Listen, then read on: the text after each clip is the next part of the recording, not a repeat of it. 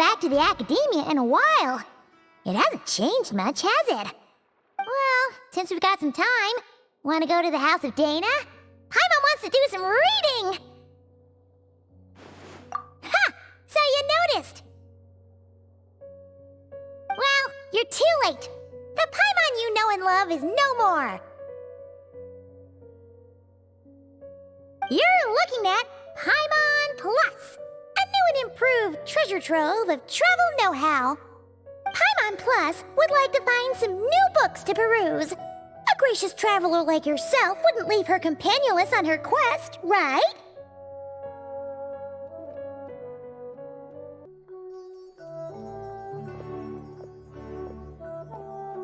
Oh hey! It's Kale and Cyrus! Wonder what's going on. Let's go see!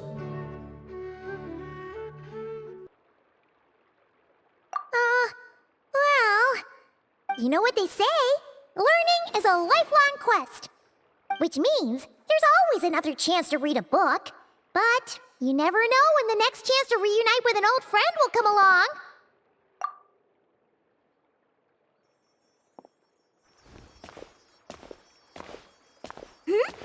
Traveler, Paimon? You're back in Sumeru?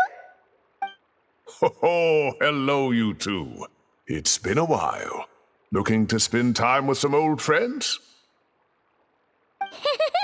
Yep. We saw some familiar faces, so we came to say hi. Ho, excuse you, associating me with that woman. And if you're going to remember me that way, you should at least mention my tomato growing skills. So he's mad about the Zaha Hadid part and not the old man part? Well, Paimon's glad to see you in such good spirits, Cyrus. Must mean things are all good here in Sumeru.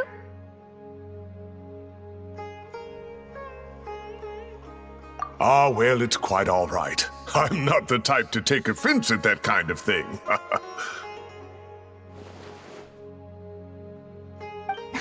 You definitely are. Anyway, what were you and Kale chatting about just now? Ah, that. Well, it was quite a spontaneous meeting. I was leaving the sage's office when I spotted Kole in conversation with a Mahamata, and it looked serious. I thought something bad might have happened, so I hurried over as soon as the conversation ended. But as it turns out, our Kole is moving up in the world. The academia even hired her as a consultant. Wow! That's incredible! Oh, it's nothing, really. Look at that, so humble. Takes after me, she does. Not at all. Not at all. No, wait. I didn't mean that to sound like I don't think you're humble, Mr. Cyrus, because of course you are. I just,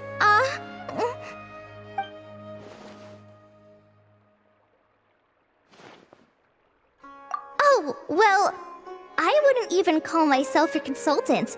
I'm just helping out. Now that the new semester has started, a lot of students and scholars are doing fieldwork for their research.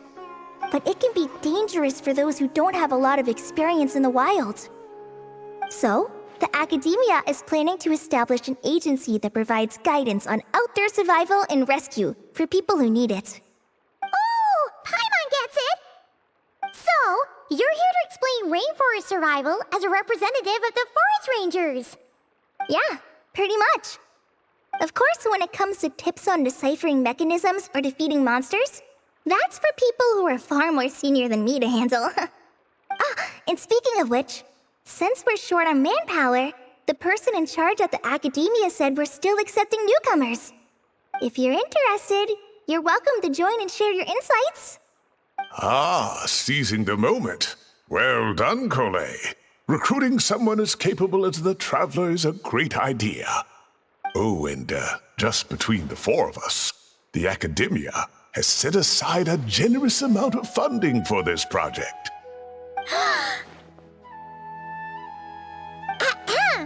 Well, since Kale's thrown her hat in the ring, we should help out too. What do you say, Traveler?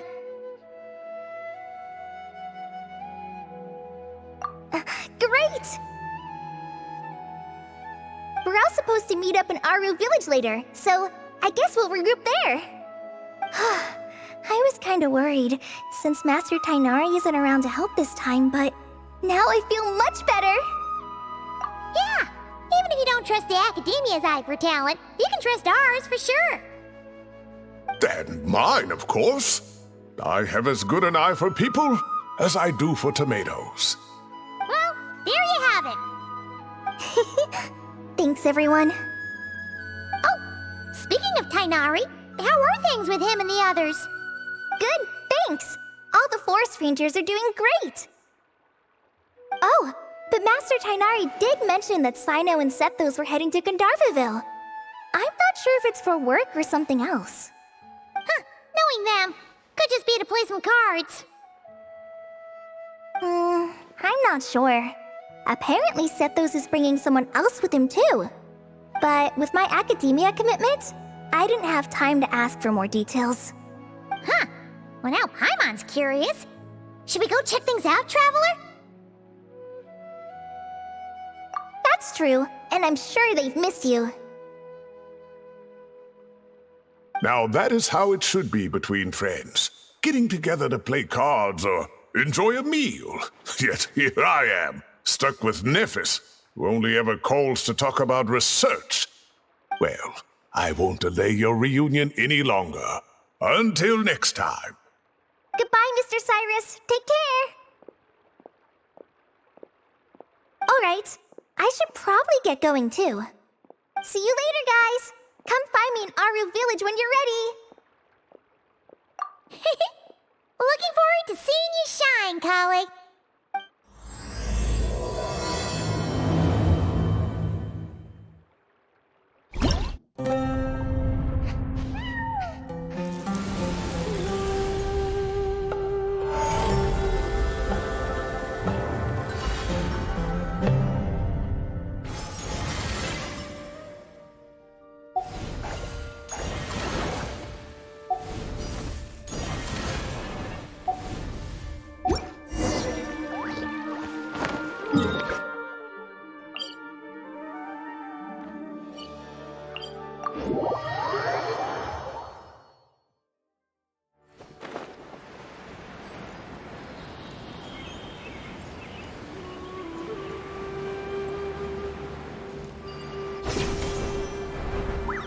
I could get used to this. Tainari's place. Tainari's place. Ah! Here it is!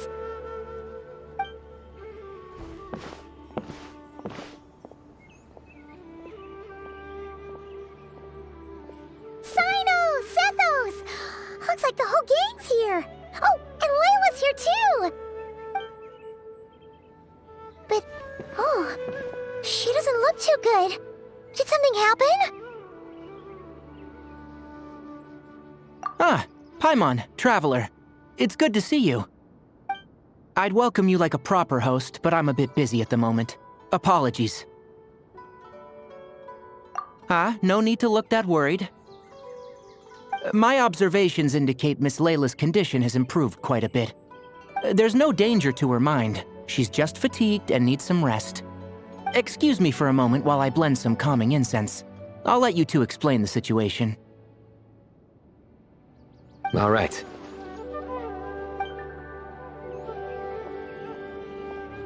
What happened was, Sethos and a few members of the Temple of Silence rescued Layla, who was out in the desert trapped in a state of delirium. She had to be rescued? Oh, that sounds bad. That's all you're gonna say about it, Sino? I mean, we don't want people jumping to conclusions. That's all I can say about it. The person involved is unable to explain what happened to her, so we're limited in what we know. Sorry. My head is still dizzy. The moons. Exactly how many are there?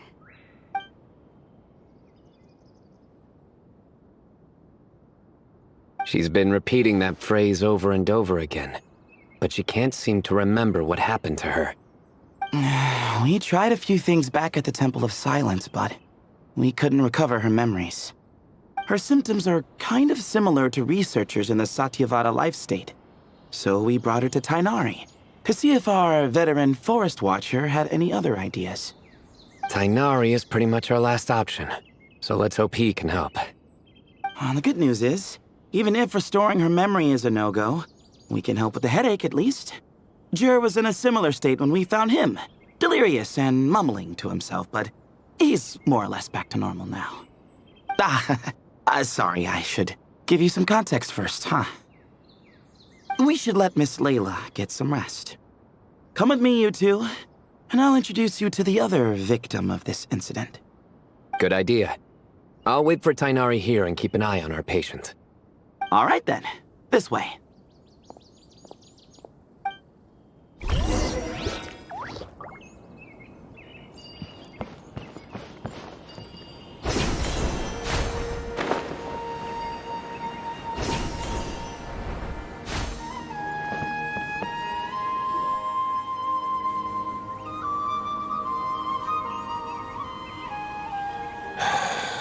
Who did the Ajalenok not offend?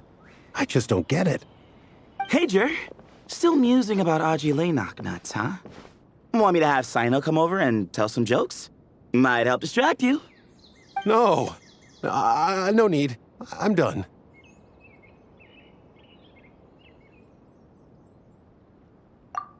Don't encourage him. Well, sorry for interrupting the Aji talk, buddy.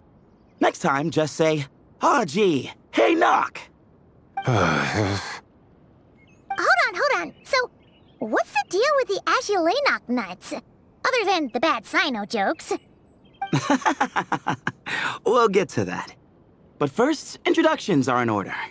This is Jur, a member of the Temple of Silence. And you remember the Traveler, right, Jur?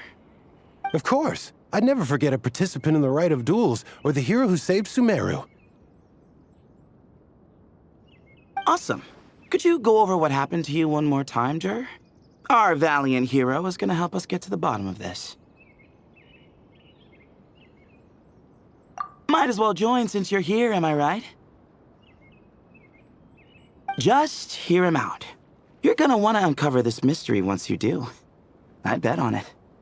Well, I was on an expedition in the desert not too long ago, when I got caught in some quicksand. Later, it became obvious it wasn't normal quicksand because instead of sinking to my death, I fell into an undiscovered ruin. In my panic, arms and legs flailing about, I suspect I touched some things I shouldn't have. Because in that brief moment, an enormous amount of information came surging into my mind. I would hesitate to even call it knowledge, because my brain had no capacity to process the information. To use an analogy, it would be like trying to stuff thousands of Ajalenok nuts into a small water skin without it bursting. Sorry again with the Ajalenok nuts, I know. It's fine. We're getting to that part of the story anyway. True. Well, just as I was on the verge of madness, a single phrase broke through the storm of thoughts in my head. It was a man's voice saying, "Don't eat Ajalenok nuts." What?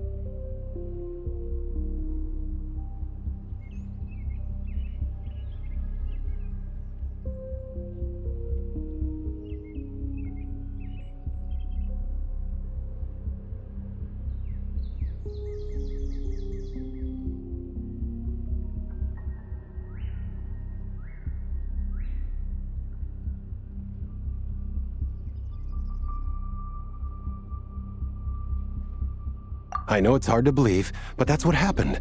I was saved by the phrase, "Don't eat Ajalenok nuts." I'm not sure. I'm not even certain it was a man's voice. It's hard to remember now that I've been repeating it so much myself. Anyway, the good news is I no longer feel like my head is going to explode.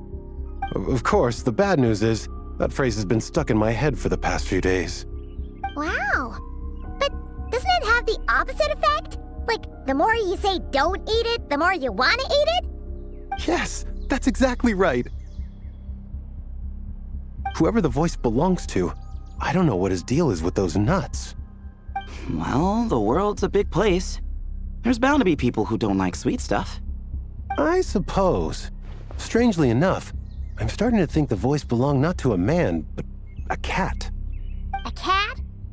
How? That's the question, isn't it?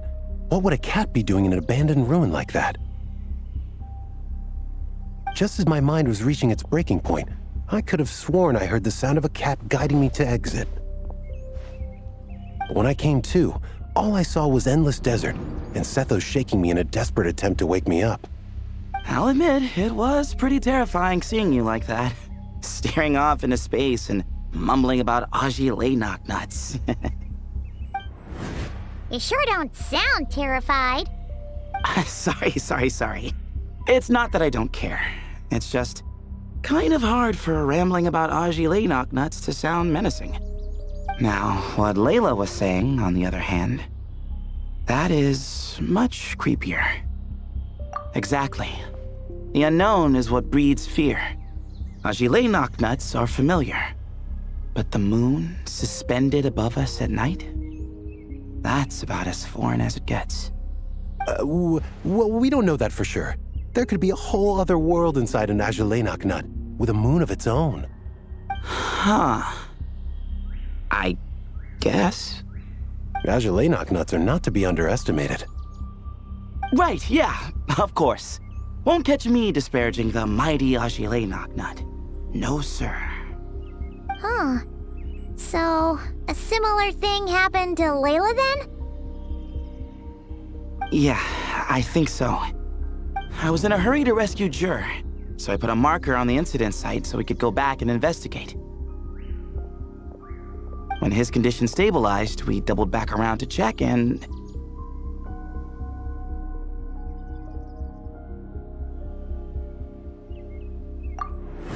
Exactly. Multiple victims with the same symptoms at the same location. It wasn't hard to conclude that something is seriously wrong with that place. So, after we got Layla out of there, I had the Temple of Silence put up a warning sign at the scene and send patrols to watch the area. Speaking of, Sino, Tainari, and I are going to head back there and investigate once Layla is stable. So, as per usual, you're here just in time. That's for sure. But there's another reason I want Sino and Tainari involved in this. Because the story doesn't end there. Right, Jer? Oh, yes. Where was I? The Ajilenok nuts butted in and I... Right. Yes, the cat. As I followed the cat noises, the voice said something else. So, there are those from Tula who still endure. I thought that was strange, of course, because, well, was the voice referring to me? Records of my ancestry are rather sparse, so I'm not sure if my bloodline even traces back to that place. That's right. The Temple of Silence's place of origin. And the home of Tainari's people. Plus, Hermanubis, who Sino and I both share a connection to, was one of the city's founders. As the temple's current leader, if something strange happens in the desert, it's my job to get to the bottom of it. But it turns out, a lot of people have a horse in this race, and I'm not leaving any of them out. See? Knew you'd join. But yeah, that's all we know about Jur's situation. Tainari should be done on his end. Let's head back and check on Miss Layla.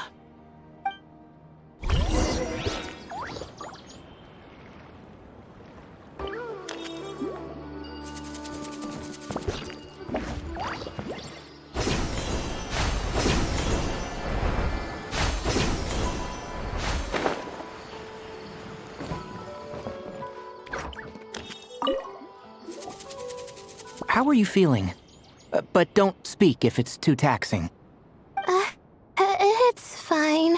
I'm much better now, thanks. I feel like I haven't slept in 2 days, so pretty much back to normal. Whoa. That's your normal? Traveler, Paimon, I thought I heard your voices earlier. Oh, and, I'm sorry. Huh? You don't have to apologize. You didn't do anything wrong. No, I just mean, I think I'm about to disappoint you. My head was kinda muddled earlier, but I still heard your conversation.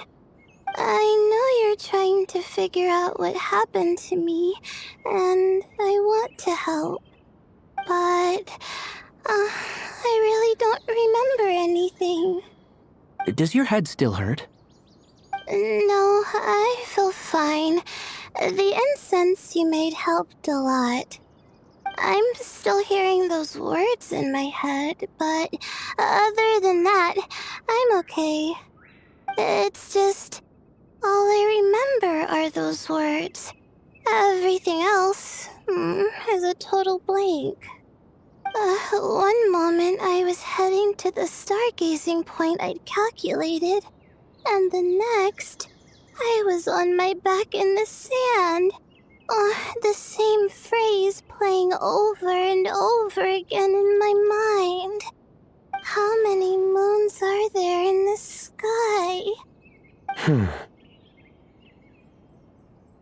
Sethos, did your friend Jur suffer from memory loss too? Not really. His memories are blurry, but there aren't huge gaps like this.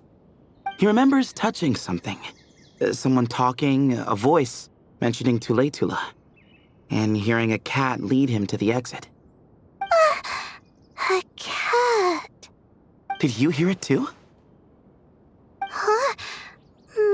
Now that you mention it, I think so. It was so soft. I thought I was imagining things. Which means, at the very least, what the two of you experienced while escaping the ruin is consistent. A single sentence repeating in your heads, and the faint sound of a cat. Still not a lot to go off of. Agreed. Oh, is your head hurting again, Layla? No, I was just thinking. Maybe my memories are blank because I was sleepwalking at the time. Sometimes, my friends and classmates tell me about things I don't remember doing, or places I don't remember going. I don't talk about it a lot because, well, I don't even know how it happened. But I don't want my personal circumstances clouding your judgment. So I, just wanted to mention that. Ah, I see. Well, thank you for telling us. But I don't think we need to dwell on that for now. We're gonna check out the site of the incident for ourselves, so that should help us come to our own conclusions. Okay. Then could I come too? I have to know what happened to me back there. Sure, but on one condition. You need to be in tip-top shape before we head out. If your condition isn't stable enough before then, we'll have to figure out something else. Of course. No problem. Well, I'm more concerned about Tainari. You sure you'll be alright in the desert? You say that like I'll evaporate on first contact with sand or something. Call it curiosity. If this concerns my ancestors, I want to figure out what's going on. Anyway, as long as I take things slow when the sun's out, I should be fine with the right preparation. Besides, it's a good idea to have a doctor on hand in case of emergencies. So long as our doctor doesn't become the emergency. Well, if that happens, I suppose I'll just have to rely on the kindness of my entourage to haul me back home. All right, well, that all sounds good to me. Let's meet in 2 days like we agreed. Jer and I are gonna head back to the Temple of Silence to do some research in the meantime.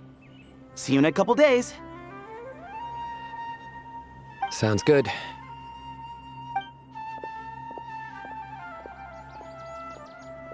What about you, Layla? If you feel like you need more rest, I can arrange a room for you to stay in. No need. I've asked enough of you as it is. Besides, I feel a lot better. I should make it back to my dorm, no problem. You sure?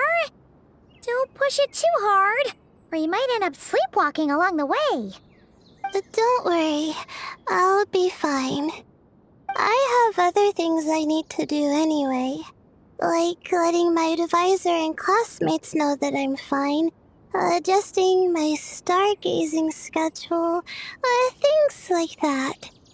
If I don't get it all done, I doubt I'll be able to sit still, let alone stay here and get some rest. I'm not so sure that's...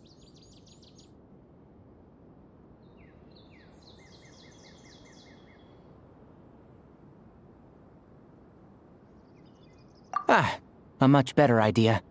Thank you, Traveler. Of course, if anything starts to feel off, come back for a checkup right away. You'd better listen to him, Layla, or he'll feed you tasteless slop as a punishment. Punishment? You're the one who caught a cold. You're supposed to eat light when that happens. Besides, with your nose stuffed up like that, you couldn't taste anything to begin with. Huh. Is that so? And here I thought it was an intestinal issue. Should have seen that coming. You're off the clock, so now it's time for puns, huh? Oh, brother, not this again. Don't worry, Paimon. I understand. If you want me to stop, then Then? you'll have to call a plumber. Tell them someone's gotta pipe down. This is getting more insufferable by the second. Put a sock in it already, please.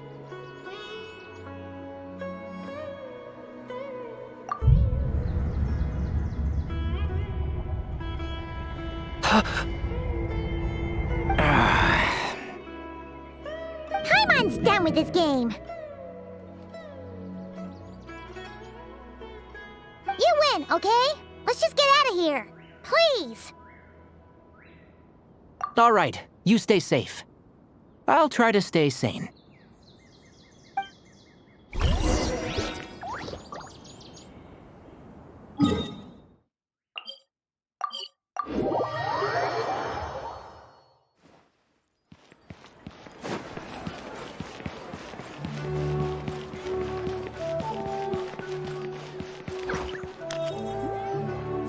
Moons.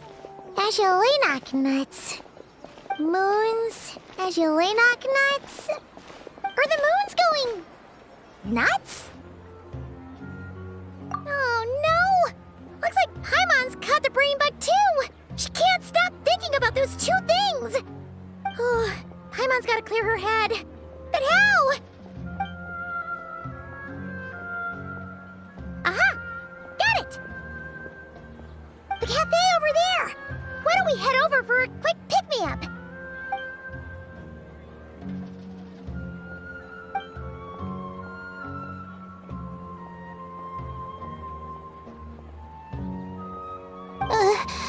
Sorry.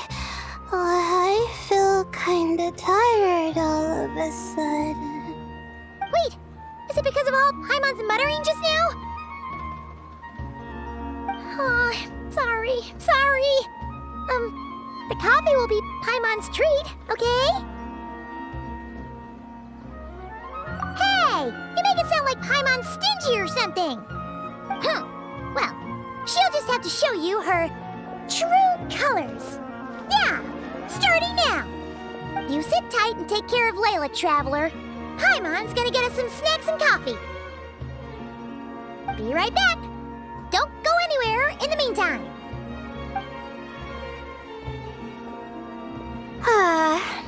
she's pushing herself again as always.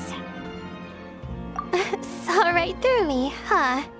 I apologize for the sudden emergence, but I didn't have any other options. Well, that's true. So, for our sake and your safety, allow me to fill in the gaps in her memory.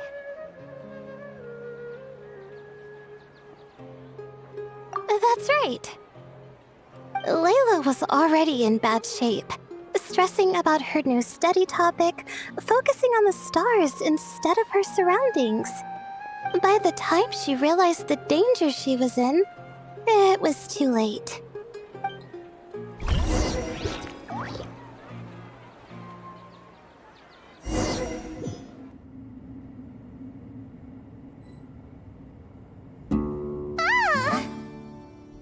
Quicksand near the ideal viewing spot? Wasn't expecting that. Looks like Layla's been under a lot of pressure lately. She hasn't been paying attention to her surroundings. But why would quicksand lead to a place like this? Well, all in all, looks like a common desert ruin. Guess there's nothing to do but try to find a way out. Oh, Layla, what have you gotten yourself into this time?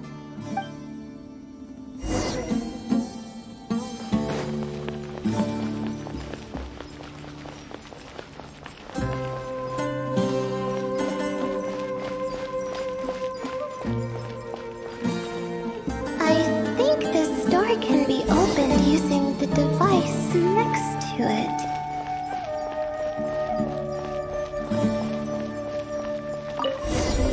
Just like I thought. Ugh, what was that? My head. It hurts. Is Layla waking up? No, that's not it.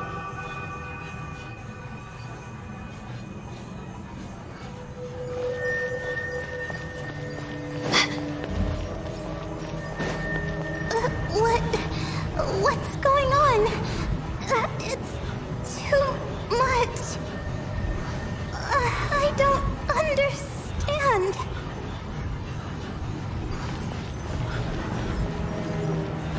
The ground is... Where am I? It's spinning.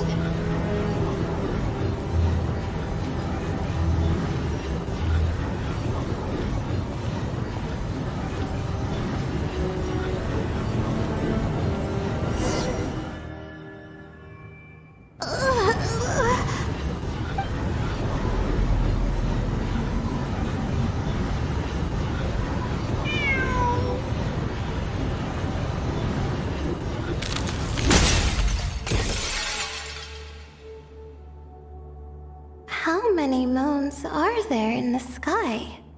How many moons are there in the sky? Okay, information isn't rushing into my brain anymore. That's good. How many moons are there in the sky? My head hurts, but there are no more dark spots in my vision, and I can see in front of me. Still... How many moons are there in the sky? What's going on?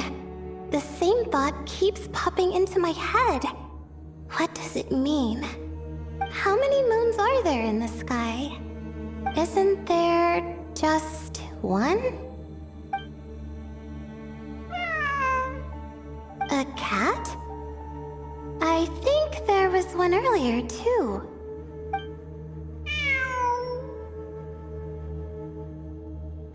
I'm not hearing things. It really is a cat. But what is it doing here? How many moons are there? No! Stop it!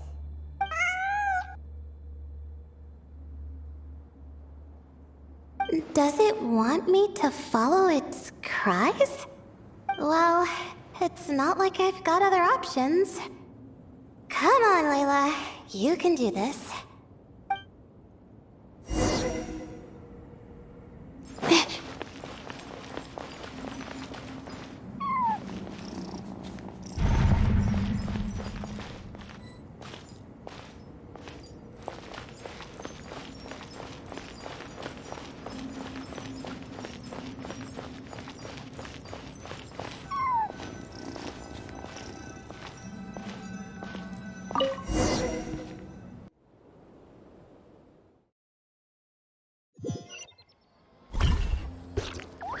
And so I followed the cat's cries to find my way out. It was quite a kind creature. It didn't even leave until the other me started to wake up. Thinking back, it all started when I touched that device. I've heard fellow students talk about it before, how the desert is full of objects that do strange things. Sometimes it's just a minor inconvenience, but other times devices like that can cause massive trouble.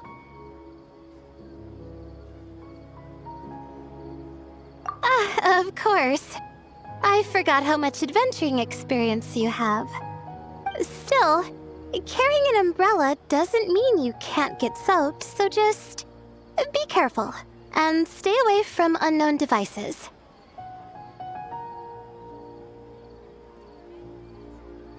No need to thank me. You and Layla are about to head into dangerous territory together. You need to be safe so she can be safe. Well, I think that about sums it up. Ah, and just in time. Your coffee's here. Traveler? A little help over here?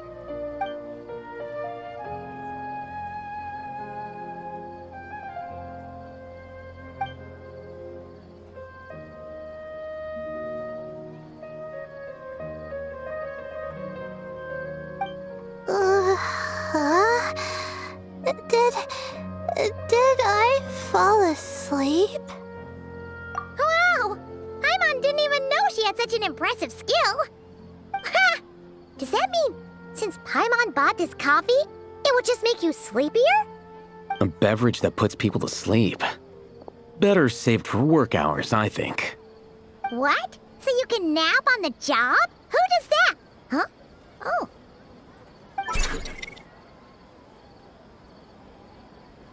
Beep boop. Oops. Oh, hey them. Kave. Nice to see you. Oh, and you too, Marak.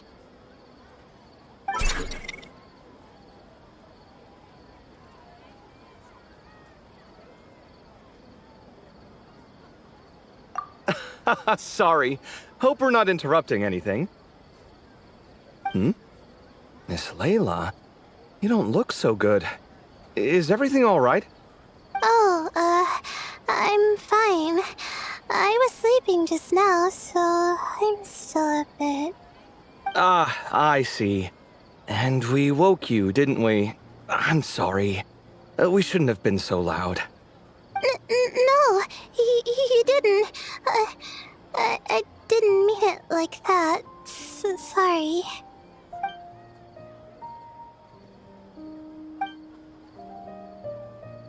Wait, where are you going? You just got here.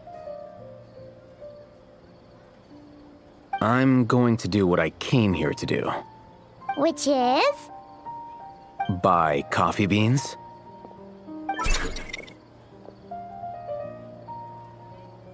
Huh? You're going too? Marak! Fine. Run off with him. See if I care. Well, looks like I get you to myself.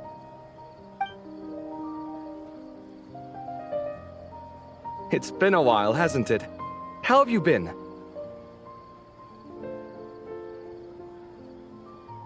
So, a busy life of adventuring for you, and a busy life of academics for Miss Layla, is that right? Oh, is something wrong?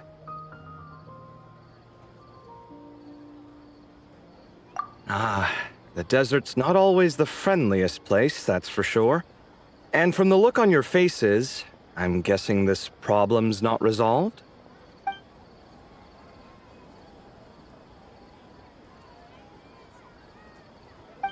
Don't force yourself to talk about it, of course.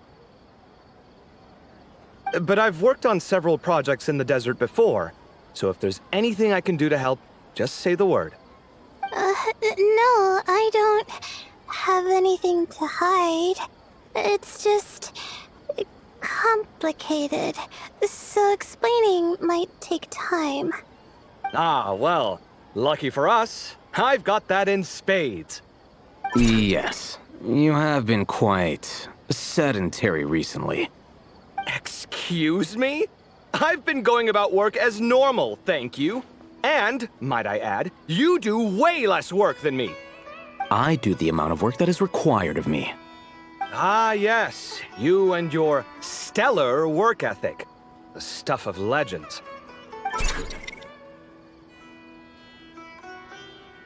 Oh, now look what you've done. I've lost my train of thought. Where were we? The problem in the desert.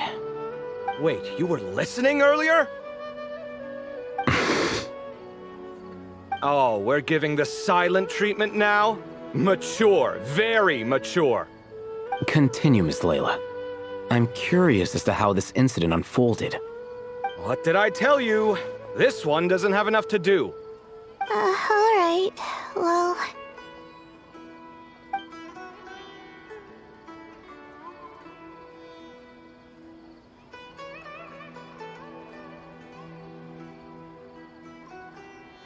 Could you still use some extra hands on this investigation team of yours? Huh? You want to join, Mr. Kave? That's right. I think my experience studying desert mausoleums could be of some use here. While Hatham's expertise in ancient languages could be helpful too. Besides, I consider you all to be my friends, and friends are supposed to help each other out. Wait, I'm involved in this now? Oh, please, I know you. Half the battle was over the minute you said you were curious. We couldn't stop you from joining if we tried. Well, you've got me there. Besides...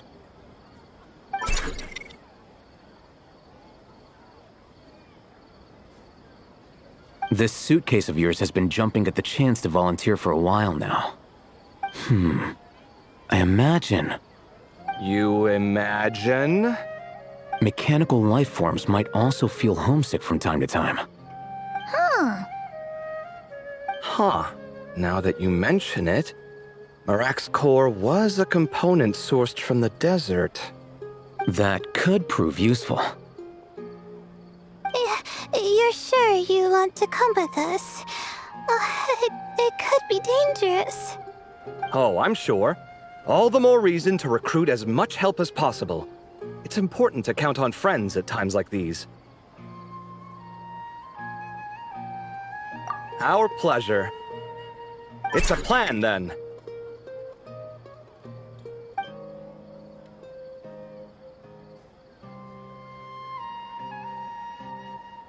All right, we'll head back to our place to get ready. This one hasn't been on a trip in a while. Chances are, he doesn't even remember how to pack a suitcase. I'm not worried. It'll get done. Somehow. Would it kill you to help every once in a while? I do help. It's called moral support. Oh, of course. And I am ever so grateful. Goodbye, you three. We'll see you soon!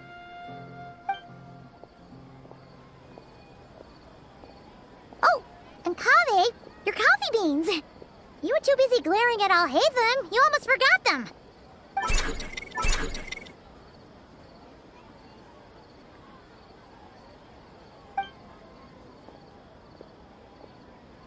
Well, we're pretty close to the academia now. I should be fine from here. Thanks for the coffee, Paimon. I feel much better now. Right. I'll follow the doctor's orders. Or try to, at least. With the blessing of the stars, I hope we all get a good night's sleep.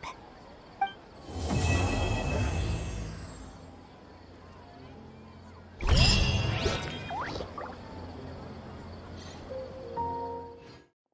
over here! Welcome to the home base of the Fieldwise Center! As you can see, the core projects are already up and running, so we can get to work at any time. Huh. This feels like one of those places light novels talk about. You know, the adventuring hubs where rookies gather to take quests and stuff.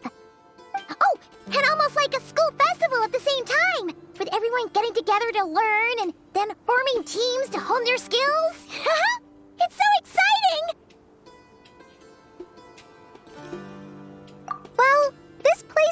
quite as decked out as a school festival, but Master Tainari said the Academia plans to be generous with the resources. Anyway, before students and researchers head out on dangerous field missions, they can come here for advice and emergency training. We even have professionals on staff that can join their teams to serve as guides or safety personnel. Yeah, you can think of it like a forward operating base, equal parts theoretical training and field practice. We'll familiarize new recruits with potential challenges in the wild and take them through drills so there's no reason to panic during the real thing. Amber, you're here too? Surprised? I know I was. I'm off duty right now, so I was planning to just drop in on Kale for a bit. But I didn't realize how busy she'd be. I'm not the type of person to sit around and watch, so I decided to be her assistant. Sorry, Amber. I didn't mean to put you to work during your time off. Don't worry about it. A little relaxation balanced out with some fulfilling work is a great vacation in my book. Plus, I've learned a whole bunch of stuff too.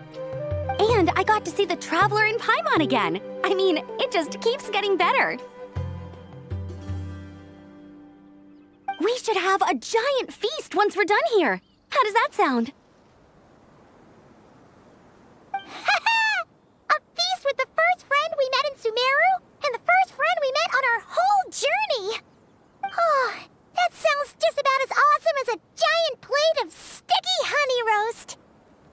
All right, down to business then. Kale and I are in charge of the Scouting Speedsters project. The focus is using devices and machines to pass through hazardous areas, survey terrain, and get details on potential threats. Plus, a mortar research indicates that during dangerous situations, having the support of an adorable companion can help set adventurers' minds at ease and prevent excess nerves. So, we took inspiration from Cullen Anba and Baron Bunny to create 2 scouting devices that are both adorable and useful. Cullen Anbot and Bar Drone Bunny. So far, feedback has been pretty positive. Once we've collected enough data, the Academia will continue to refine the scouting buddies and release even more designs. A bunch of Kulanambas and Baron Bunnies running around the wilderness? What is that gonna look like? Plus, with you to guide our 2 little scouts, we'll be able to obtain some great data. Once you have a more complete understanding of the Fieldwise Center, you should come test them out. Now come with me. I'll introduce you to the other consultants. Oh yeah, the lady with the greenish-blue hair also has a super adorable device over there. But it does something completely different than our scouting buddies. I'm looking forward to seeing it in action. Oh hey, another familiar face. Come on, let's go say hi.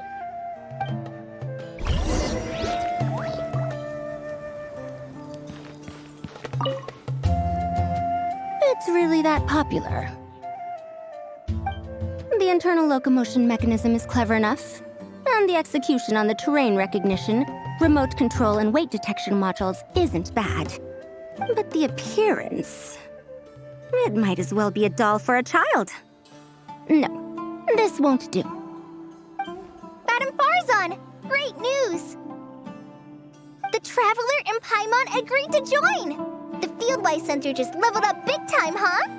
Hello, Madam Farzan. We're here to help. Well, look who the cat dragged in. Excellent job, Kale. Snagging 2 top experts with undeniable adventuring expertise. Now the League won't be able to say a word, no matter what kind of feedback I give.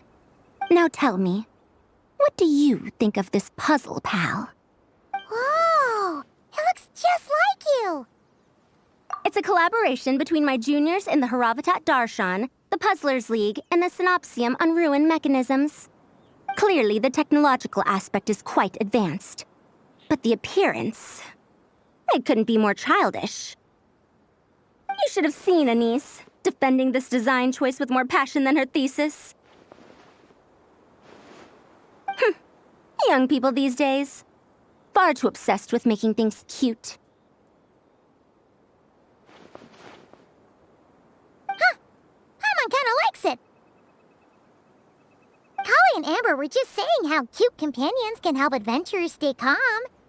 With a doll that looks like you by her side, Paimon thinks she could go adventuring in a super dark ruin and not even get scared.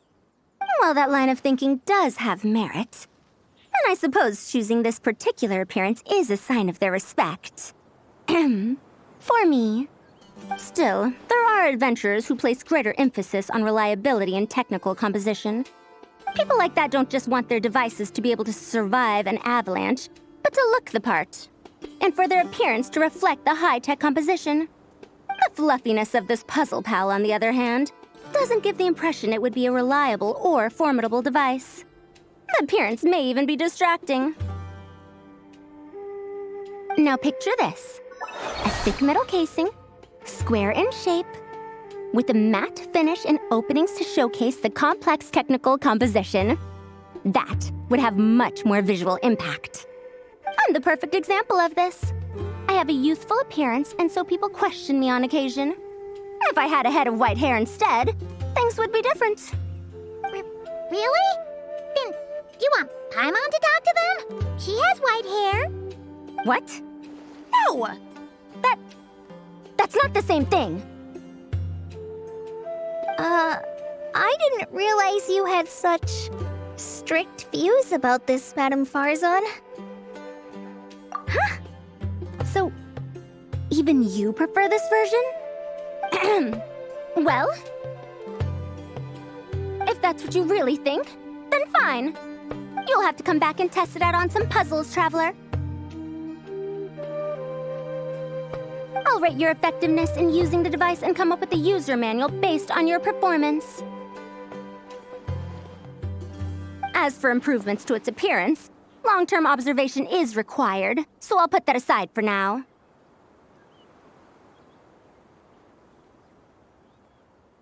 I've already selected a few of the most suitable domains, so we can begin the puzzle-solving process at any time. Thanks, Madame Farzan. I'm just gonna take the Traveler and Paimon to see the final project. But it shouldn't take long. Don't worry, Kale. You're the one in charge here. Just make sure to pace yourself. Once things calm down, come over to see me and we'll have a nice chat. I'll even treat you to some snacks from back in my day. Snacks! Paimon's in! Paimon's in! Thank you, Madame Farzan. I'll bring a few boxes of floral tea as well. Go on now. Do me proud.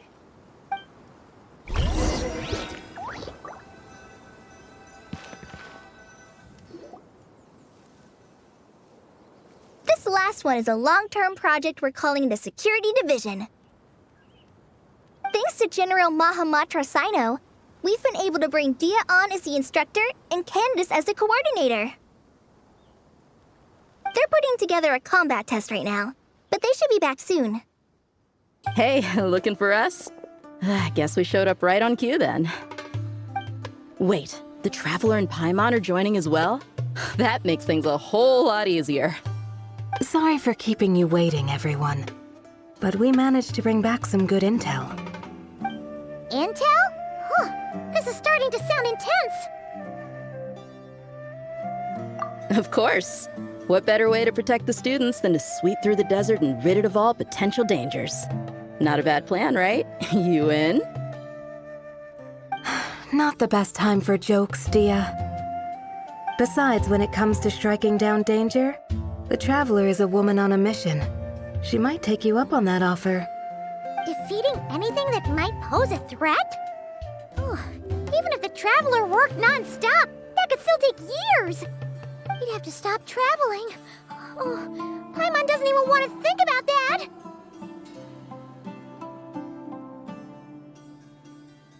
Time would be the least of our problems. Some dangers aren't visible to the naked eye, like the scorpions burrowed underground or the terrifying raptors sleeping in the trees. You can't get rid of them until they jump out to attack you. For situations like these, we'd have to combine Madame Farzan's recommendations with Amber's approach to scouting, calculating our chances of encountering enemies and our expected operation times. Whoa, whoa, whoa, pencils down, everyone. That was just a joke. The Security Division's goal is a lot simpler, actually. We're just here to ensure that fieldwork teams include trained combat personnel. Some of this work has been entrusted to the Blazing Beasts and other mercenaries, but members of investigation teams who pass the combat test can also qualify.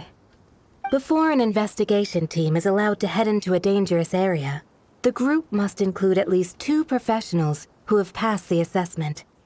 And Dia and I were just out collecting intel on the best place to hold the test. We found a domain filled with monsters and bandits of all levels.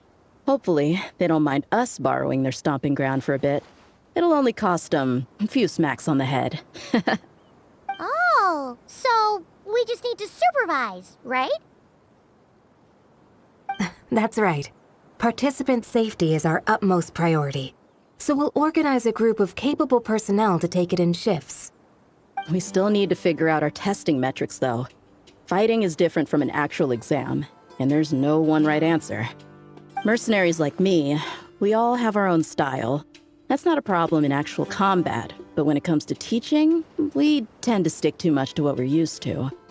So, we need someone to give us a baseline.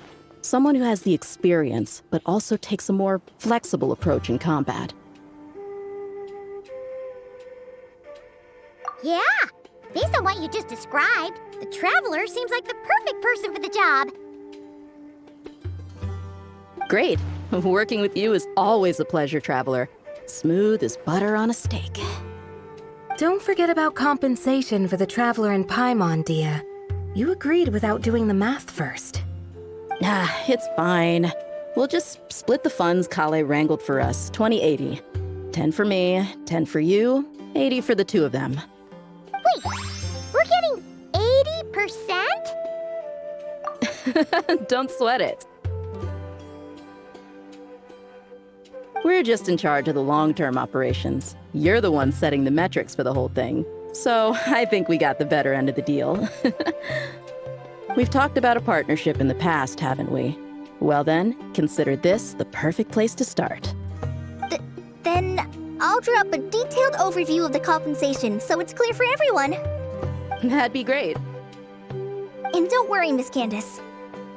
About that piece of land you're leasing to the academia, the one used for grain storage, I managed to get them to agree to a 30% increase in their rent payments. Oh, thank you.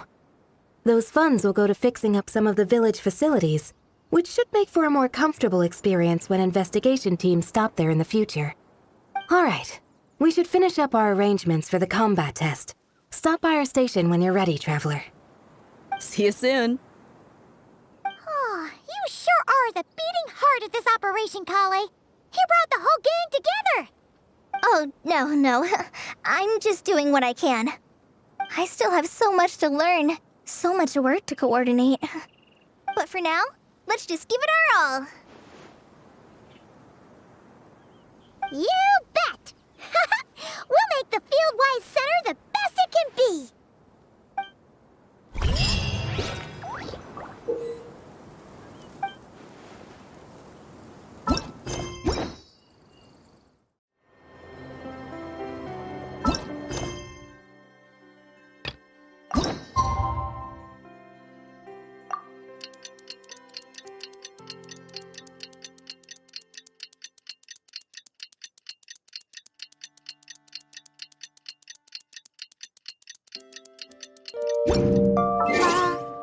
Da-da-da-da-da.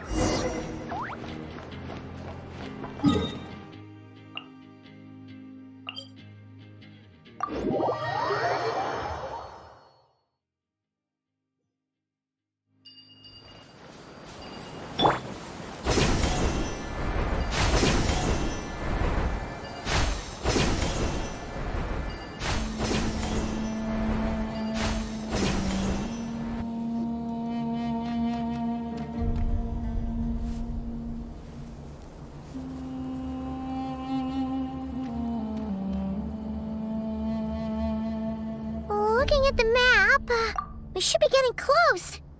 Speaking of which, the closer we get, the more Paimon's heart feels like it's beating out of her chest. Excitement! Yeah, sure, that's it. Oh look, it's Tainari and the others. Everyone's here bright and early. Yeah, the desert's a pretty harsh environment. Better to travel at night and beat the heat. Hey everyone! We're here! Ah, right on time. You don't need to worry about me. It's not too hot yet, and I'm properly hydrated. All right, we're just waiting on the 2 people Miss Layla mentioned, and then we'll be set. He's staying behind. If we don't make it back after a certain time, he'll be in charge of rescue operations. You can count on me. Nice! You thought of everything! Oh, and Cyrus said he'll be in Aru Village, so he's also available if we need help. Haha! Amazing! Having people to watch our back is making Paimon a lot less nervous. Yeah, I did. After hearing about what happened, my advisor gave me some time off to rest. So, my studies are on hold for now. Then, does your advisor know you're back in the desert to investigate? Yes, but I was only allowed to come after I mentioned that General Mahamatra would be there too. Haha! Quite the reputation you've got there, Sino. Something wrong? You haven't said a word this whole time. Are you in a bad mood or something? No. Being skilled with words also means being a good listener. I'm just reflecting on what you're saying. Oh, Hatham! Kaveh! Ha! Over here! Darn it. I was just setting up a brilliant... Yeah. I'm sure you'll find another chance. The important thing is, our scribe and our renowned architect are here at last. High praise. But wait, why am I renowned and not him? He's just as famous as Sino, Dia, or Nilu. That just means your level of fame is even greater. How could a lowly scribe hold a candle to you? Lowly scribe? Please. All those strings you pulled to get those new books from the House of Dana? What do you call that? Borrowing. Anyone with an employee ID can do it. Uh-huh, yeah. The House of Dana bends over backwards for just anyone, does it? Send a report to Lesser Lord Kusanali then. Let her know someone at the Academia is abusing their position. Hey! I never said abusing! Impressive verbal sparring, as always.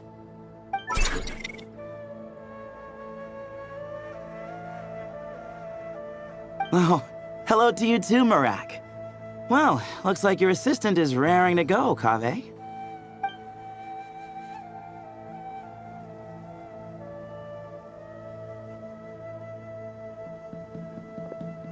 So, I say we get this show on the road. No sense delaying the inevitable.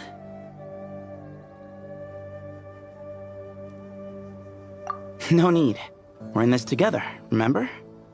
Sure. This is the entrance, yeah? Yes.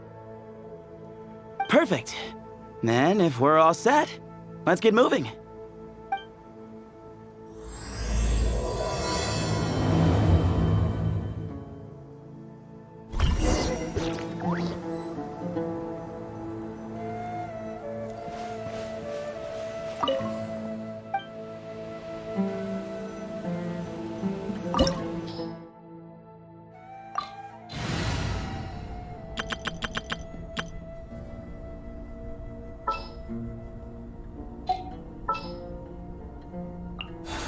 Any promising leads?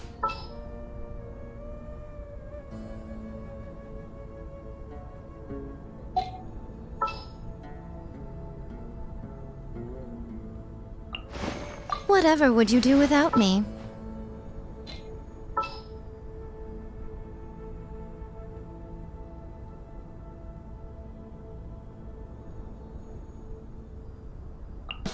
Armed and ready.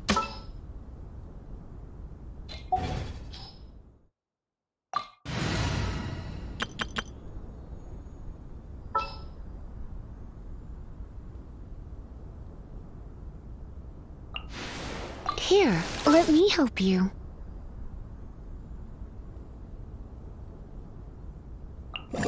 It is as the stars foretold.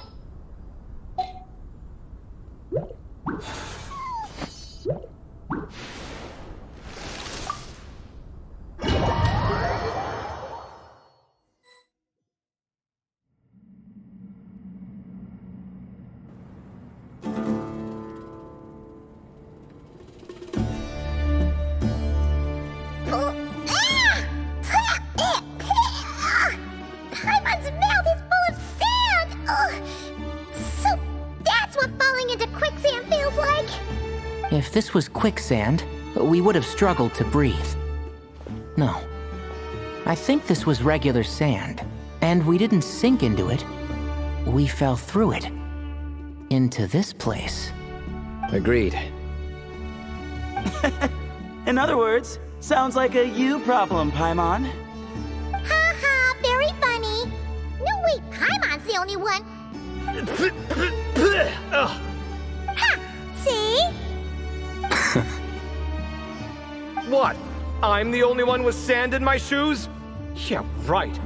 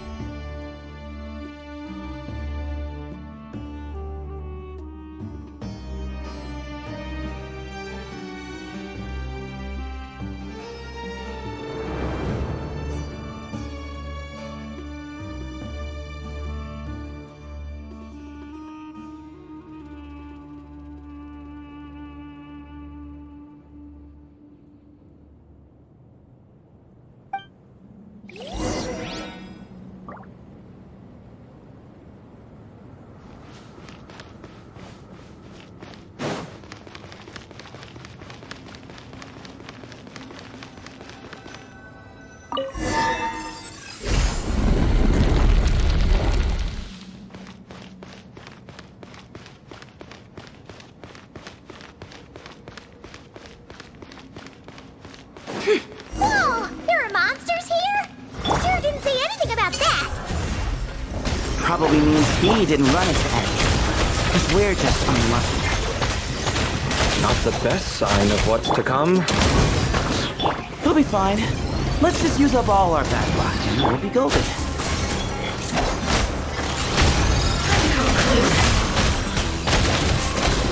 Let me scry. Can't hide the truth.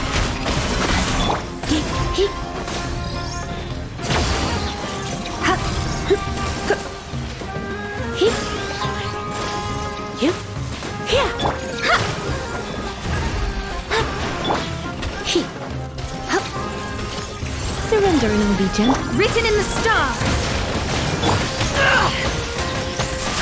It all adds up.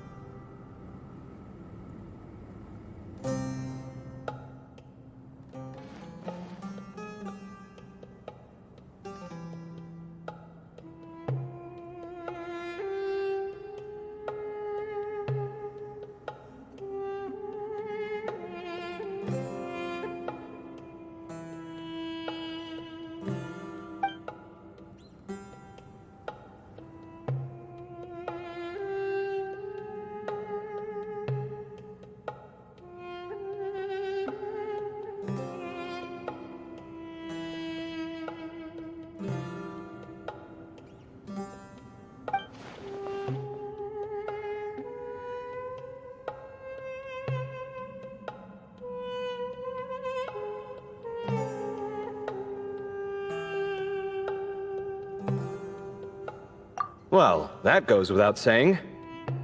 Fair point. There's just one problem, though. The only way forward is through that door. Ooh! Is it time to hunt for a key? Paimon loves this part. Don't worry. With our adventuring experience, we'll find it no problem. Let's get searching.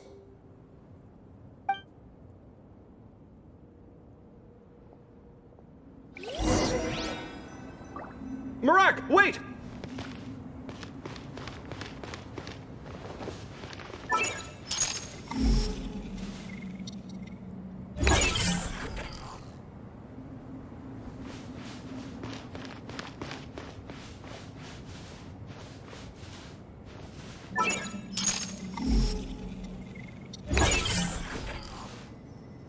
Marak seems interested in these jars. Go smash them. Ah, well, we would hate for you to have to lift a finger, Your Highness.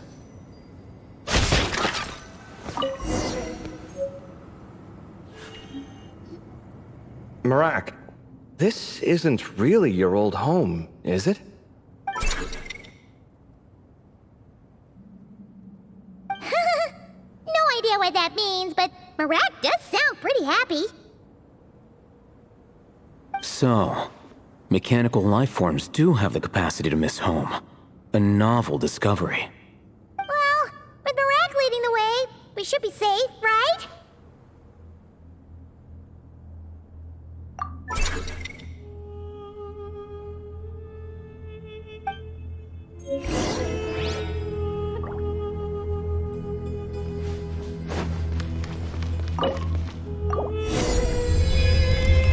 Good thing you decided to join, Kaveh. Otherwise, our investigation would have ended at that door. It was nothing that I did. You should thank Marak instead.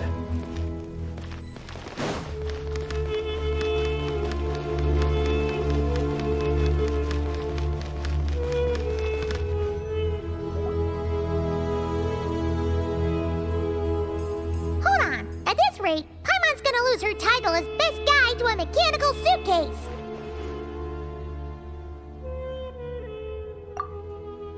Aw, thanks. Hey, wait. What do you mean, useless? Well, no weird mental symptoms so far. I'll take that as a win. That said...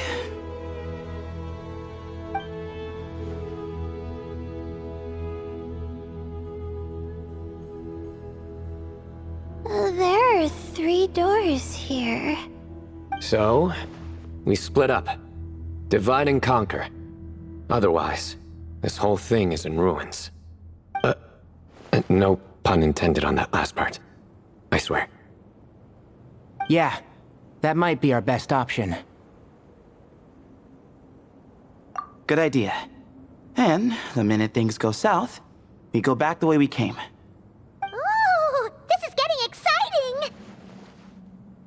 So, who's teaming up with who? Paimon calls dibs on the Traveler!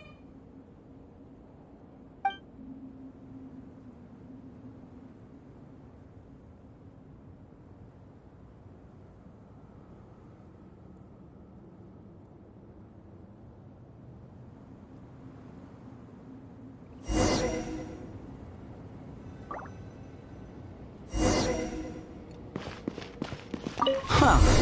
This takes me back. The last time we were in the desert together, the two of you came all the way out here to gang up on me. Oh? Sounds like someone's holding a grudge. Just what I like to hear. If you're still hung up on that last one, just name the time and place. And we'll have ourselves another thrilling... duel. Huh. What's with the awkward pause? Were you expecting me to stop you from saying something stupid? You two can have 1,000 duels for all I care, after we're done here. For now, focus on the task at hand.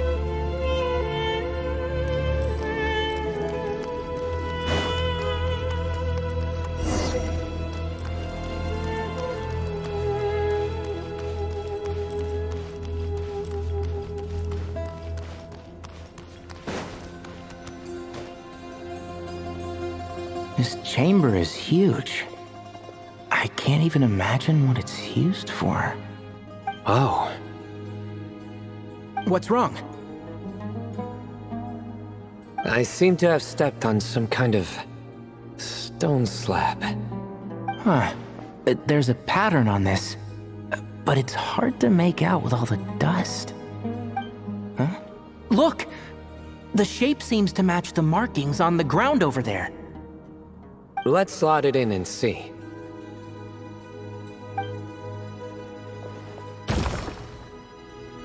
And we have a match. Looks like we need to find the other 3 broken slabs. Let's search the area, but be careful where you step.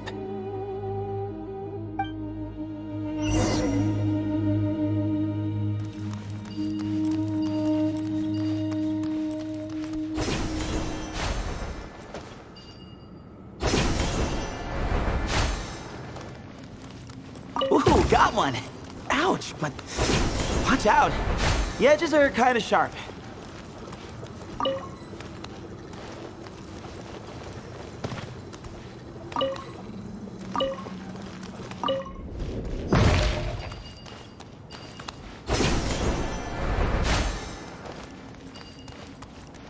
Got the 3rd piece.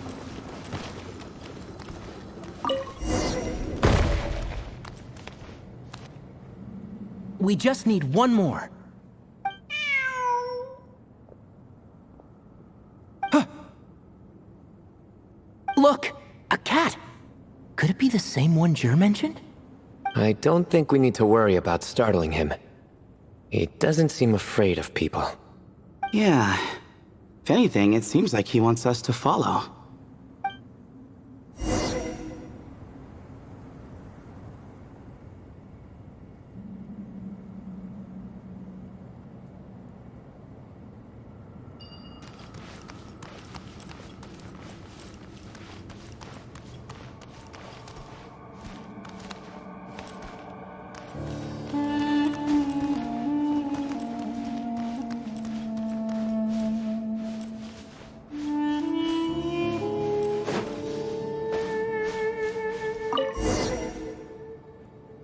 Oh, he led us to the last piece. Who's a good kitty? I never thought I'd hear you say something like that. You've clearly never heard how the professor talks to his tomatoes, then.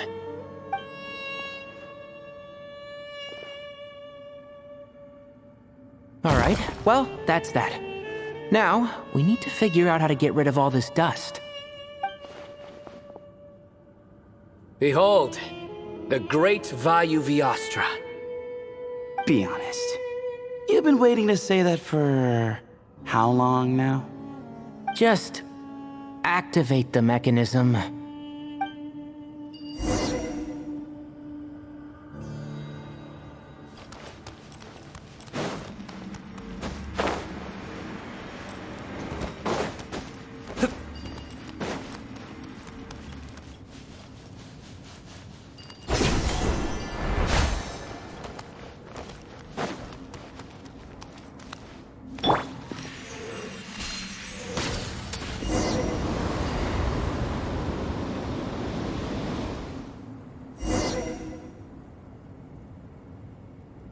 Huh. It worked. It's a picture of... 3 Hermanubises? That can't be right. The ears aren't vertical. Oh, true. And the looks fall short. My hat is much better looking.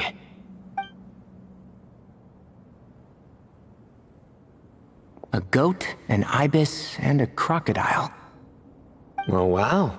Our botanist knows more than just plants. Riveting observation. I was just thinking. These 3 figures look a lot like the 7 pillars of King Deshret. That's right. These are our colleagues. Our what now? You sure about that? Just kidding. But what I meant by that is, these were Hermanubis' colleagues back then. The middle one is the Goat King Harashef, Minister of Ministers, the god Amun's most trusted chancellor. Records say he was the deputy king of the Desert Sands, chief among the 7 pillars. Someone even more impressive than Hermanubis? I wonder if that ever got his goat. Sorry, couldn't resist.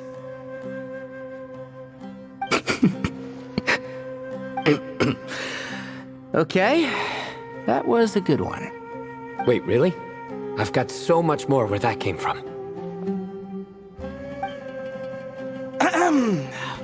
Where were we? This is Sopik, the Crocodile King, captain of captains.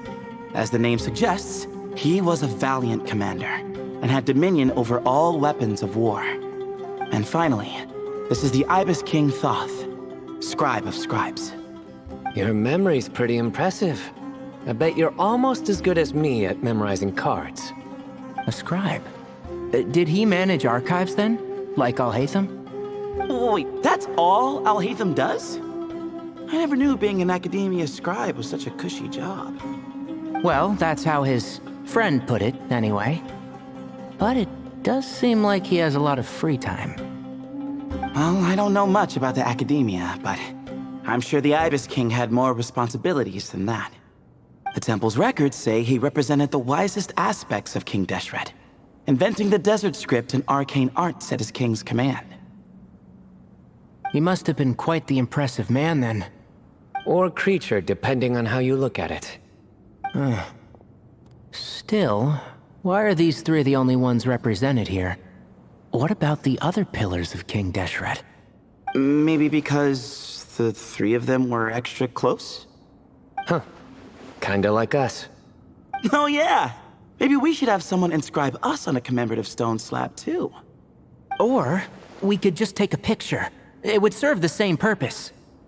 Anyway, no more distractions. Huh. Doesn't it look like there's writing carved into the corner? Huh. There is. And it's in the ancient desert script, too. Looks like the Ibis King left you some homework. Give me a sec. I'll try and translate it. The ministers are unvirtuous. The scribes, unwise. The captains, unworthy. My end is not humanity's end. Hereby bestow upon you all the far side of eternity. Wait, so they went to Aru? It doesn't sound like it was their idea. The far side of eternity is said to be the final land of dreams for all desert dwellers. But if such a place did exist, wouldn't it also be an inescapable prison? Yes, and based on the writing here, it's clear King Deshret wasn't pleased with these three. This gift he bestowed upon them seems more like a punishment. Such is the power of a king, I suppose. Which means the goat's the one who got in the end. Huh. Yep, not as good the second time. What? Impossible. Well, looks like that's all we can learn here. Should we keep going? Yes, no time to waste.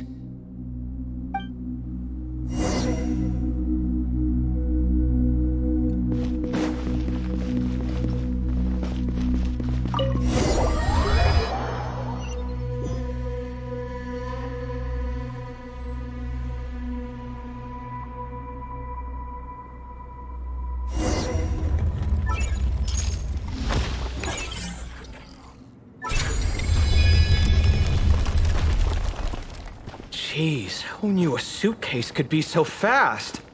Marak is nothing like this when it comes to housework. Hey, wait up! A scout's job is to take the lead. Just let Marak figure it out. Easy for you to say. I'll be the one doing the repairs if something happens. Why don't you go scout ahead then? When I think of a comeback, I'll let you know. No rush.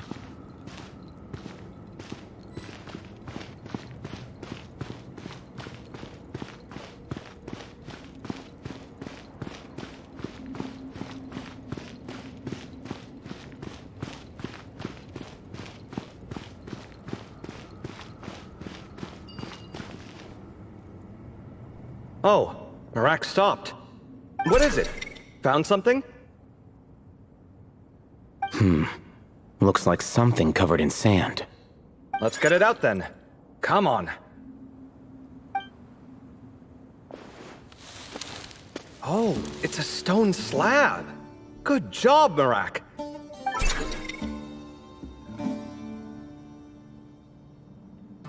Let's take a look. Huh.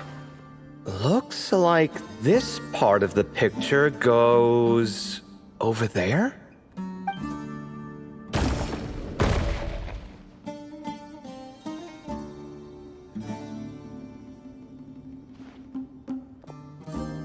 In that case, there must be other pieces. All right, and let's look around. Hey! Why are you sitting down? I thought Marak was helping. Oh, so you do know what that word means. Great. Are we supposed to just sit back while Marak does all the work? No, I doubt you could do that. Exactly. But I can.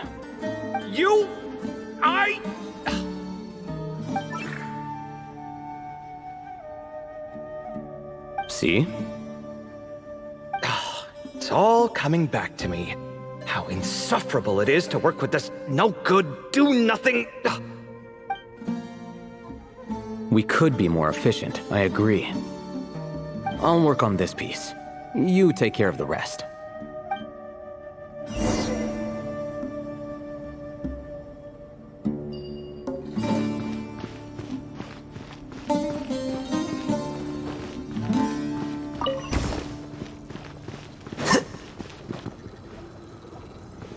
Found one!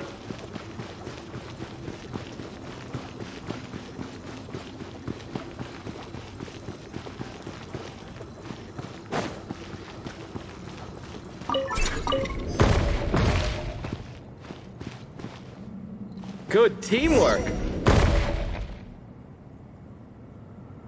Looks like we found them all. The pieces fit together like a glove. But we can't see what's on them. Turn around. Huh? Look. Oh, I've seen this before. It can create strong winds. Just what we need to clean off the slab. Come on, let's... Hey! Don't worry about me. If I sit here, I won't be in the way.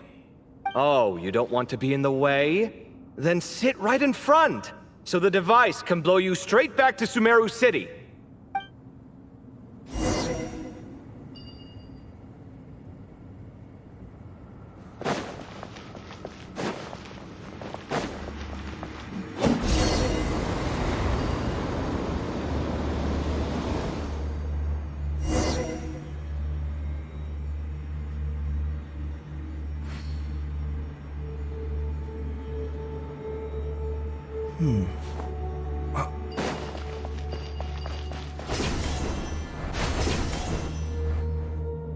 Done. Huh. That's one big cat. And there's a shattered crown. I think it's depicting some kind of story. Look, there's writing too. The Ibis King answered the young noble, granting him the wisdom he sought. But the fragile crown was shattered by lies in the end. Here I leave the name, Gudars. Gudars? I've seen that name in a history book before. He was a young noble who sought to save his realm, and a king who once united the desert. That's right. Although his methods were rather shameful. During his long reign, he betrayed his family and the nobles who supported him, only realizing the error of his ways after his enemies left him nowhere to turn. But by then, it was too late. Seems like a common occurrence across history. Different people, same mistakes. It's an inevitable pattern, destined to repeat itself.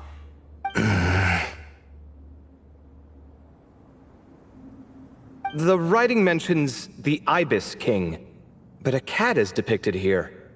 Does that mean... So far, what's depicted on the slab seems true to history.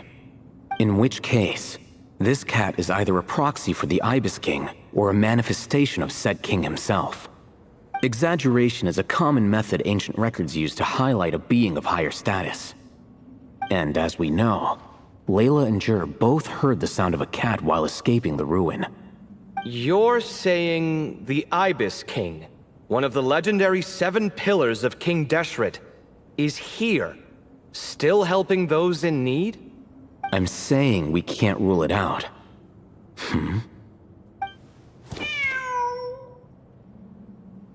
Wait, there it is! The cat!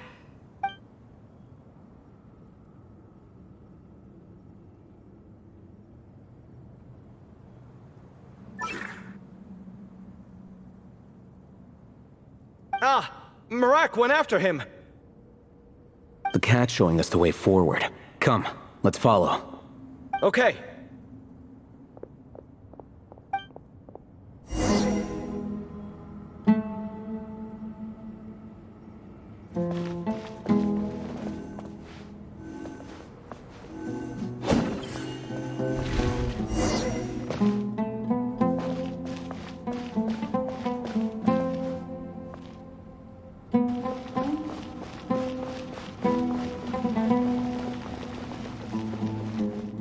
Huh. The cat's gone. Yes, but look where he led us. Oh. Another slab. It looks similar to the last one.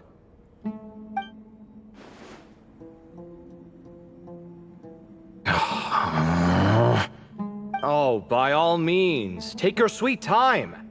Wouldn't want you to overexert yourself.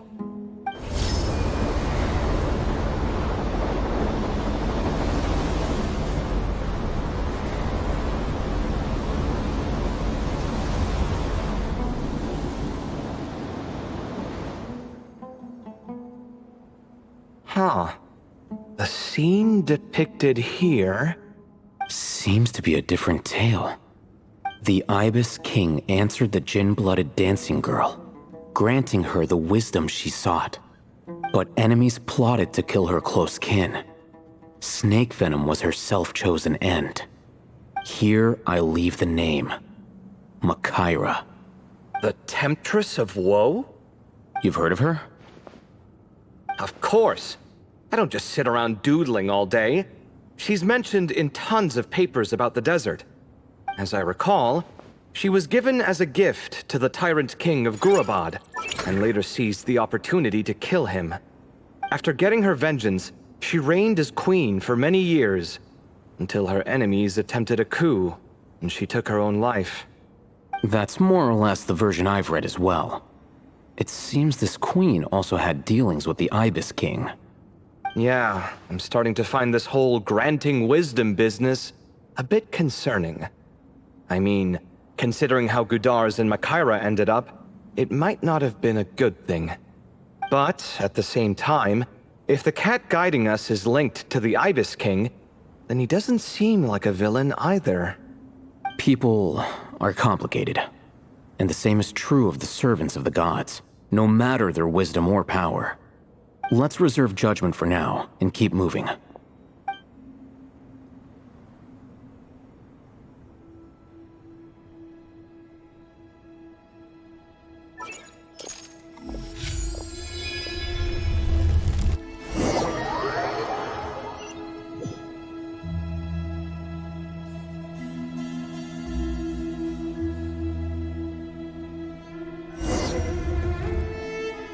Oh, Paimon meant to ask earlier. Have your memories come back, Layla? No, sorry. To be honest, nothing about this experience feels familiar. Besides, my focus is the stars, so I don't spend a lot of time exploring ancient ruins. Guess that makes us the senior researchers in this scenario. Stick close, all right, Layla? Okay.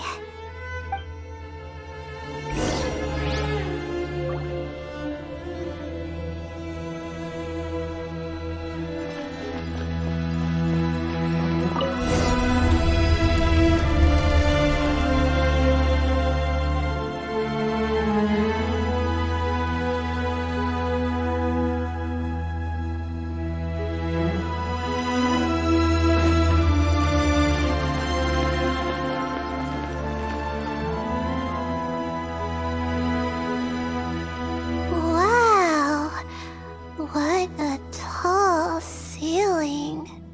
Yeah, but for such a big place, it's so empty. Like no one ever lived here. Sure must have been boring to live in ancient times, staring at ceilings all day. Now that you mention it, I've heard some people used to draw star maps on their vaulted ceilings. Some might even make them transparent to better observe the movement of the stars. It sounds so nice. Stargazing from the comfort of your own home. Wait a second. I think I see something up there.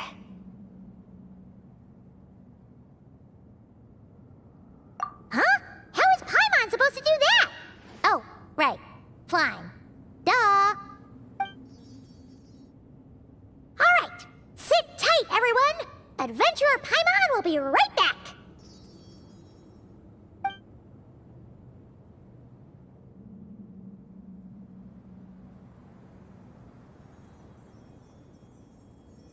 Okay. So, there's nothing super special up there. Just a couple of shelves, tables, jars, and scrolls. And a whole bunch of dust, dirt, and sand. You really want to search through all that stuff?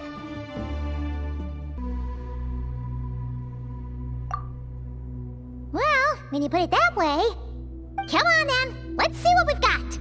Paimon's hoping for something super valuable. Thanks.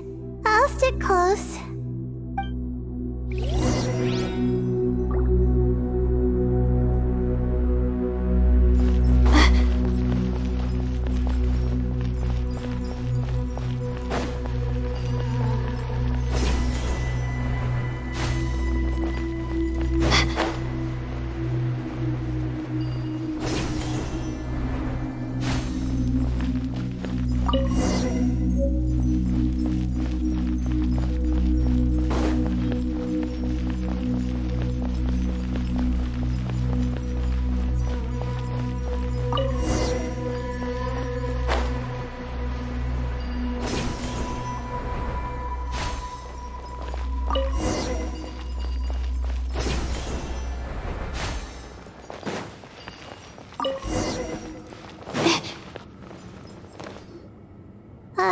I think that's everything.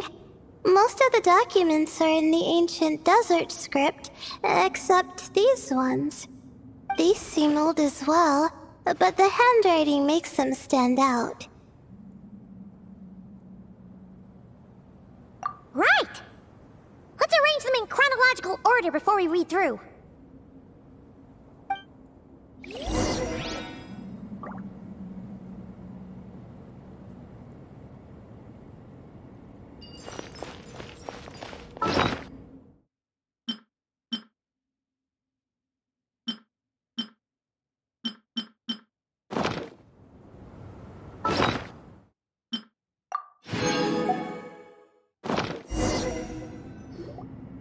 Okay, now let's take a look.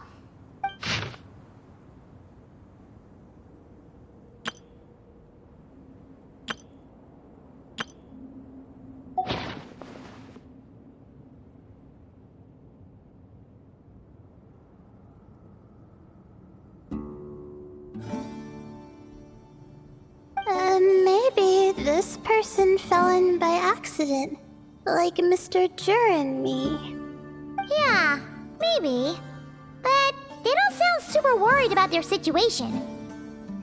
So, either this person's an ace adventurer, like the Traveler, or some kind of super optimist. An optimist, huh? I wish I could be that sort of person. That's right! You're detailed and passionate. Great qualities for an adventuring buddy. This optimist seems super obsessed with exploring every corner of this place. That could have gotten them in big trouble for all we know. Well, I appreciate the compliment. It's almost magical how words like that can make you feel like you can do anything. I only wish that magic could last a little longer. Until I figure out my new study topic, at least.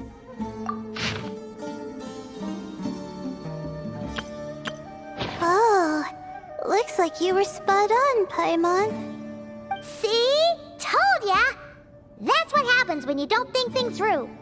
And all this talk about seniors and juniors, he was a student just like you, Layla. Whew, he sure talks a big talk for a student, though. You'd think he was some kind of old scholar instead.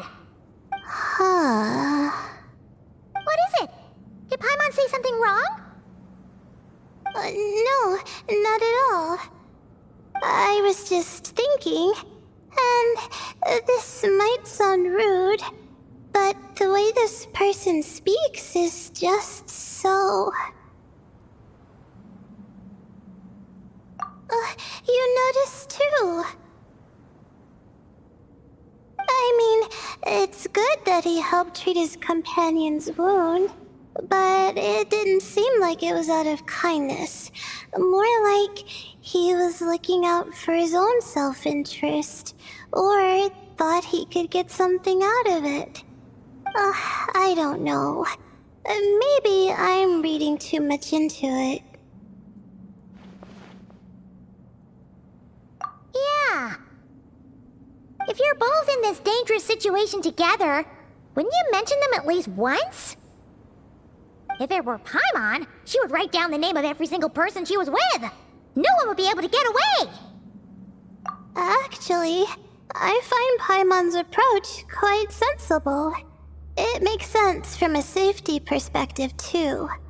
That way, if anyone came to the rescue, the notes would be able to tell them everything they needed to know. Whoa! That's genius-level thinking! Well, I learned that from Madame Farzan, actually. I'm not speaking from personal experience or anything. Oh, no! I'm just a student. It's fine! You taught us something, so you're our teacher. Simple as that. Anyway, from the looks of things, the student who left these notes behind was pretty weird. Let's keep reading.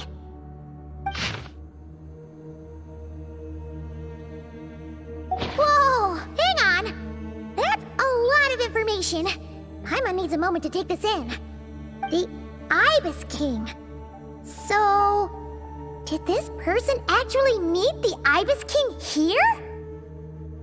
Sorry. Who? Jeez, not again! Stop teasing her, Traveler! You know she was asking about Nefer. Anyway, Nefer's, a friend of ours. And she's mentioned the Ibis King before, but not in much detail.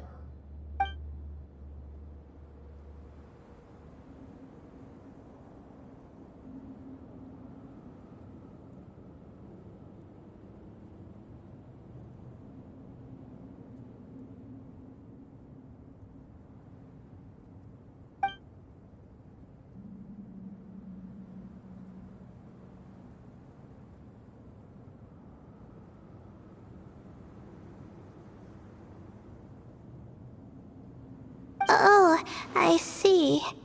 Well, that's not too surprising. Most people in Sumeru know about King Deshret, and most in the academia have at least some knowledge on the 7 pillars. Legend has it, King Deshret ruled the desert at the head of several wise retainers, guiding their people to pursue the limits of wisdom. He also left behind treasures for future generations, which continue to be relevant in nearly every research discipline. And now, this message indicates this student and his senior were rescued by the Ibis King. But to think it's possible to meet him in a place like this... We don't know when these notes were written, but didn't the 7 pillars disappear a long time ago? Yeah, the notes made it sound like his powers were restricted. Also, the mention of this form? What is that supposed to mean? I'm not sure. Let's keep reading. Oh, this is the last page. There's even a signature at the end. Well, sounds like they made it out. Guess it was a happy ending after all.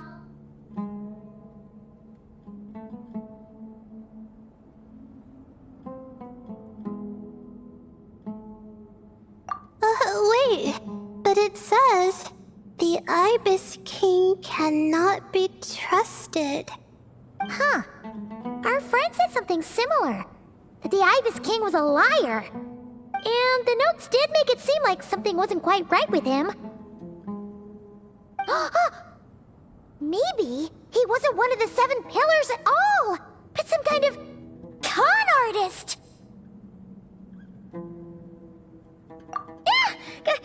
Great, Ibis King! If you heard that, Paimon didn't mean it. Please forgive her. Don't trap us here. I think Paimon raises a good point. Let's keep our guard up just in case.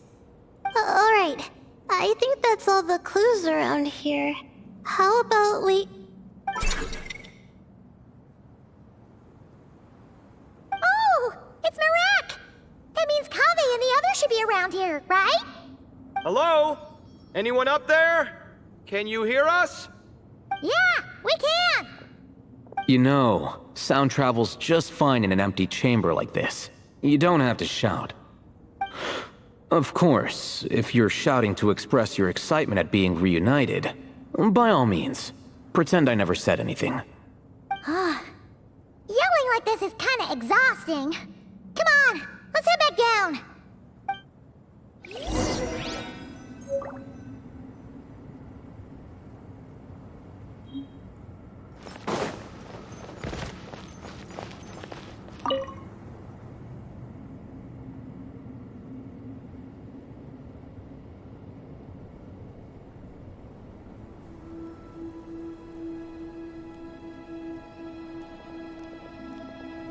Wow, we all ended up in the same place, huh? Yeah, what a coincidence. Indeed. Or as I like to call it, the chai factor.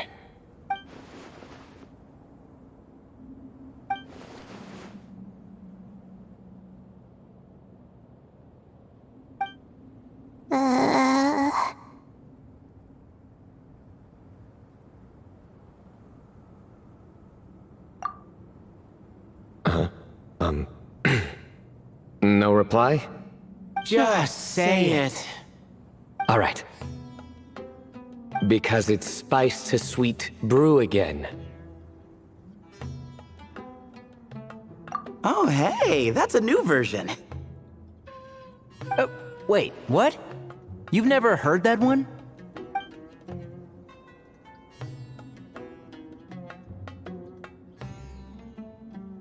What are you looking for? A place to sit and read my book. Oh, great. What else is new? Well, looks like everyone made it through unscathed. Let's take this chance to get some water, rest a bit, and discuss what we learned. Sound good? Yeah, let's debrief.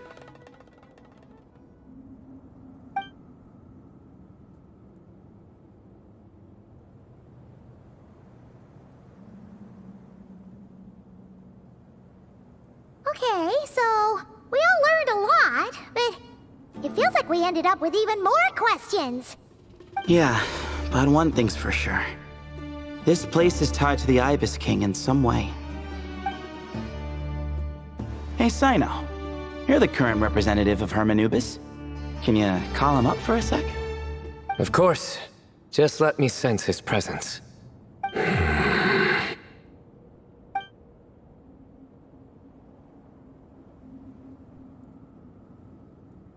Just kidding. I can't sense him at all.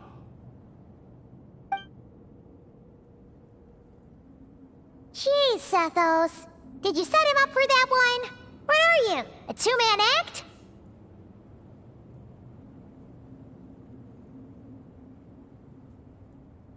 Sorry, Herman Nubis isn't like the Ibis King. He can possess me, but I can't talk to him whenever I want. Oh, truly? Does that mean he's gone? I would have liked to reminisce about old times with him. Ah, the cat! It speaks! Of course it speaks. In fact, it is not an it at all. You do me a great offense. My apologies. Esteemed cats, sir?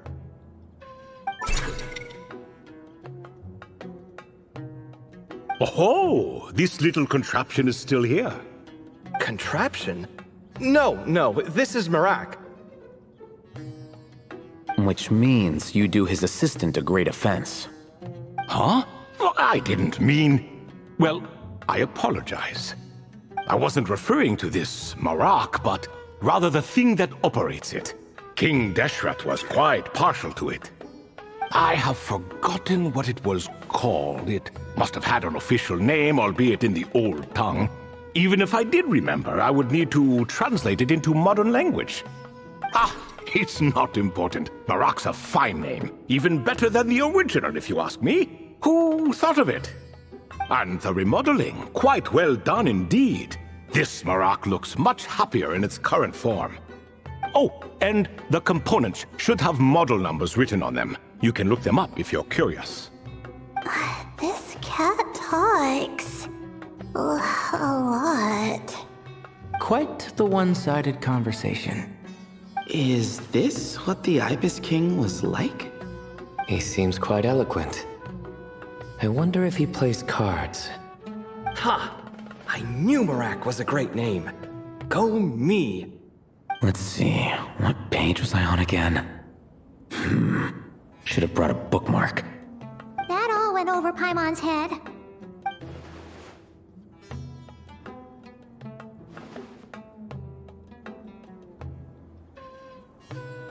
Hello indeed. For you to know my name. Yes, I was not mistaken. You are special among your companions. But you are all guests. It is only proper to invite you in. Come then, this way.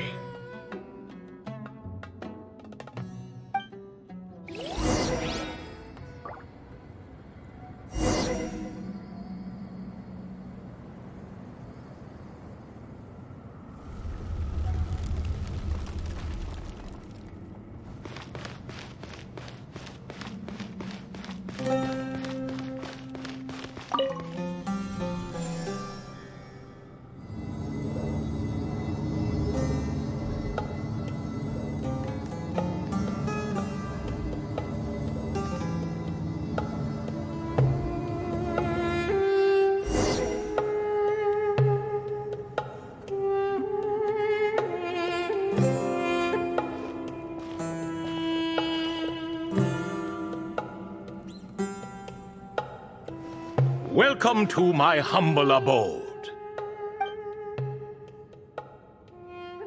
Oh, your house sure is spacious, Lord Ibis King. I fear it's not quite what it used to be. In fact, it has long ceased to be my home at all. It belongs to the descendants of the cats I once raised. Such adorable creatures, aren't they? Take the one I'm borrowing here, for instance. A chubby fellow with such lovely fur. Anyway, tradition dictates that a special guest such as yourself be presented with a gift. Alas, it's a first-come, first-served basis, you see. I fear with the passage of time, none are left. What? So the treasure's gone already? Treasure, you say?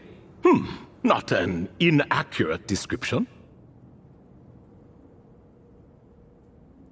Yes, and no. I have the power to grant gifts inaccessible to the masses. The only requirement is answering a question. Not a bad deal, yes? Of course, my questions were given unto me by King Deshret, who in turn received them from the Mistress of Flowers. There are 3, and no more. What causes our rise and fall?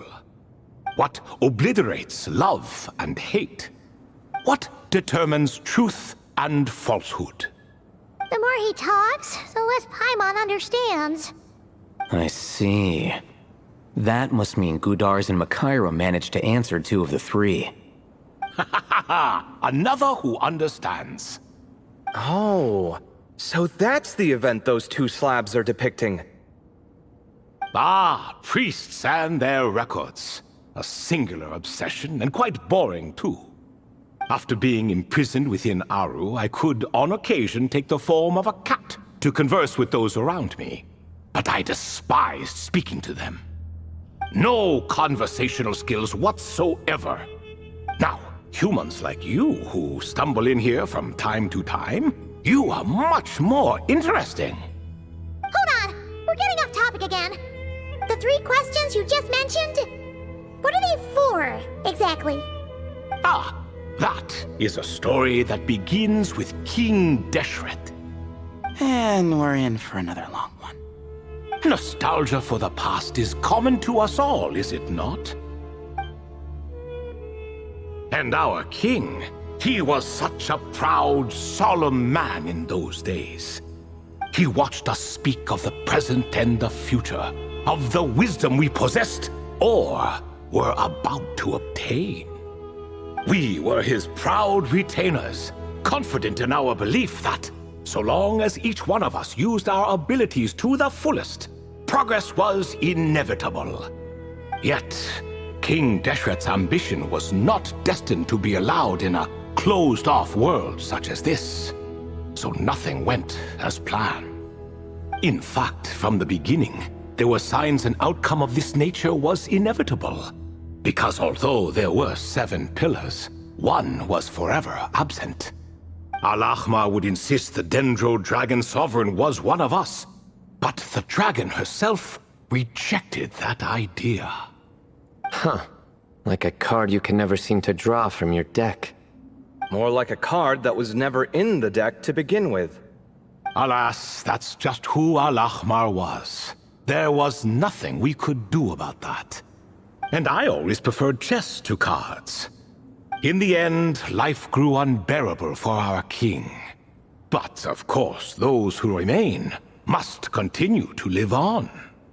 But subjects like us were less fortunate. After all, the fate of a retainer is decided by the king, including the chance to walk away. So it was then that King Deshret had Kroko, Goti, and I locked up within Aru, where we remain to this day. Kroko. Goti? Ah, of course. You're more familiar with their full names. Sobek, the Crocodile King, and Hereshef, the Goat King. And let me tell you, when it comes to chess, Hereshef was a habitual backseat strategist, always spewing nonsense from the sidelines. Well, Sobek was all too quick to take his terrible advice, to the point where I was the one who got accused of cheating. Chess is an exercise in patience, and that man couldn't sit still to save his life. He could never excel at that game. In fact, neither of them were good at chess. Even so, we played together often, and since I was always the winner, we got along quite well. What are you laughing at? Were we not good friends? No one's laughing. Paimon would never. No, not you. It's Goti. He's laughing for no reason again. Can you not hear him? Ah, right. Of course you can't. The 2 of them are inside Aru, as am I, so only I can hear them. What is even going on here? Has he, started to lose it after being trapped for so long? That does happen to prisoners serving life sentences. Speaking of which, how's Azar doing these days? I doubt he's doing much of anything. Just what I wanted to hear. What is the meaning of this? You doubt my words? I have half a mind to not talk at all. Oh, no. They're not questioning you, Lord Ibis King, just discussing other things. Please, continue. In that case, where were we? Getting to the part about the 3 questions. Hopefully. Ah yes, we're almost there. Before I entered Aru, King Deshret said I could be released from my eternal seal if I chose humans who could provide the correct answers to those 3 questions. The first person who caught my eye was Gudars.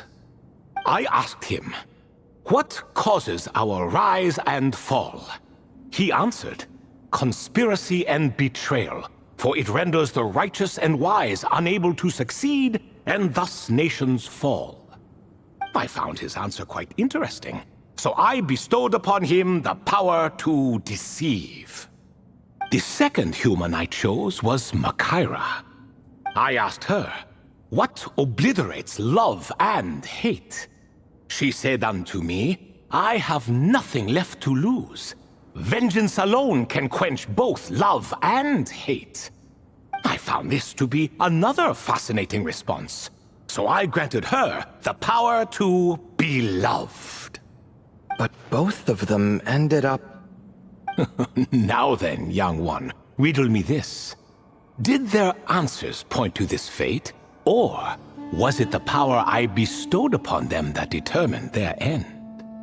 I'm just an observer who doesn't understand their circumstances, so I can't answer. A clever reply. I do not wish to comment either. It is all in the past at this point. My only wish was for their answers to be acknowledged by King Deshret's rules, and bring me one step closer to freedom. As for the final person, her fate remains to be seen, so I will not reveal her name.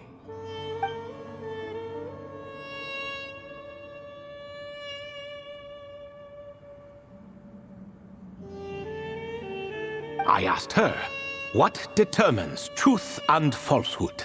and found her answer quite compelling, so I bestowed upon her a gift to match. As you can see, however, I have not been freed, so it's clear the answer she gave at that time was wrong. But alas, 3 people were chosen and 3 questions were asked, so now all I can do is wait. Wait until her wisdom is in line with the rules set forth by my king. Until she has found the true answer to that question. No wonder there was no 3rd stone slab then. Or perhaps you're just not ready to include her in the story. Though that might be a generous interpretation. Well, it's not merely because her story remains unfinished. As the remaining priests of this place left or passed on, there were none left to record the events that followed. Besides, stone slabs are few and far between in the Great Red Sands. In the sprawling desert, very few things or people even manage to leave a trace. But sometimes I can't help but wonder, if that young man from several centuries ago had been willing to answer my question, would I have left Aru by now? Wait, so there was someone else? Of course, it has been thousands of years after all. All sorts of people have stumbled upon this place, but I only chose the special ones. That young man had such a singular intelligence, though his companion, by contrast, was rather average. The author of those notes we found? The student named Zandik? Ah, yes, I think that was his name. In truth, I was unsure whether I should grant him my 3rd remaining gift. He was, of course, exceedingly clever, but he was also mistrustful and narcissistic in equal measure, and there did not seem to be a line he was unwilling to cross. Too much power could be dangerous in the hands of someone like him, so I found myself rather relieved when he declined my gift. Oh, he turned you down? Did he give a reason? Yes. He said he didn't need it. I still remember the look in his eyes. Nothing stood out per se, and still I could sense contempt and disdain radiating from his gaze. I could not give an exact reason, but on instinct I just knew it would not end well to get close to a man like that. So, I tricked him. "Stick close to your companion," I said. "Only the descendants of Tuletula can come and go as they please. Leave him behind, and there is no escape for you." So, does that mean his companion wasn't a descendant of Tuletula? Oh no, that part was true. The lie was in the other half. Anyone can enter or exit this place. There are no restrictions.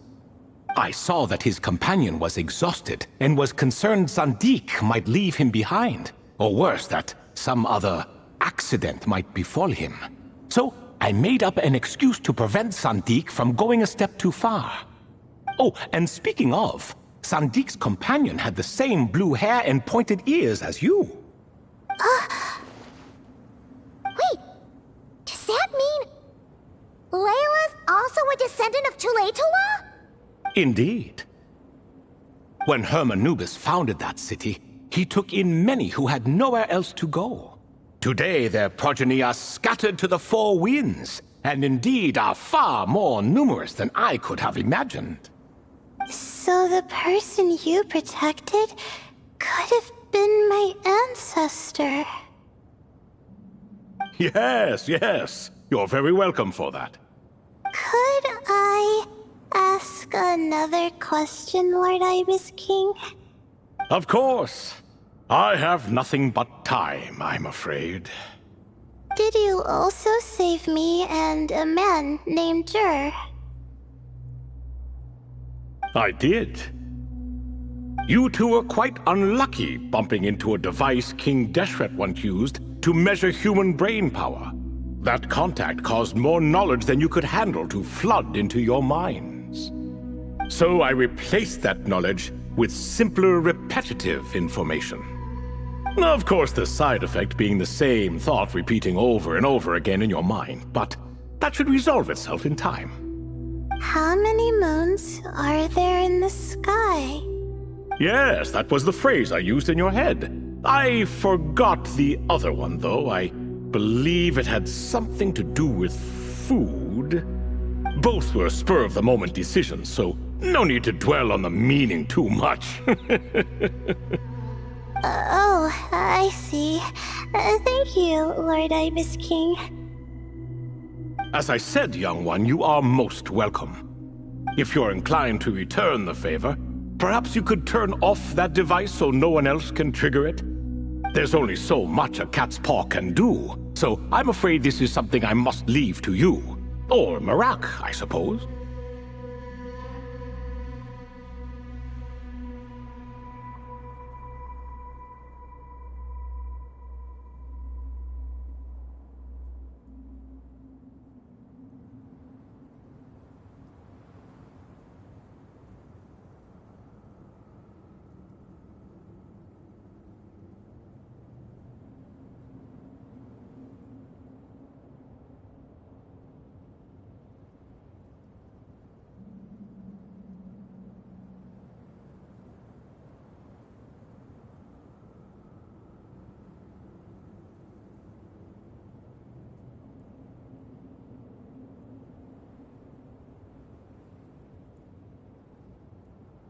Oh, splendid! Another one bites the dust.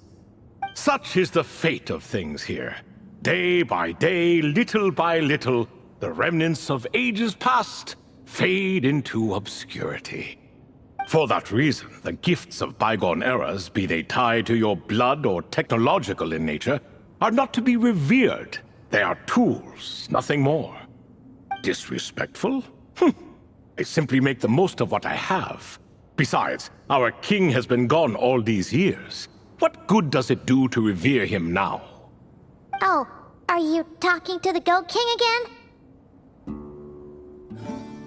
No, Croco this time.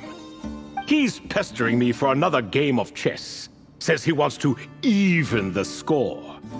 Wishful thinking, if you ask me. If we counted one push-up for every loss, he'd owe me 300,000 by now. Of course, that's just a rough estimate. I've never kept count. It appears that's something you like. Being someone unable to be defeated. I suppose so. All right then. Time for me to extend my winning streak, and for you all to head home.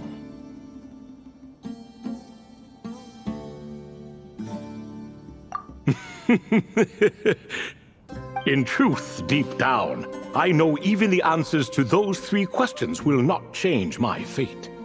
But that is for me to reckon with. Go on now.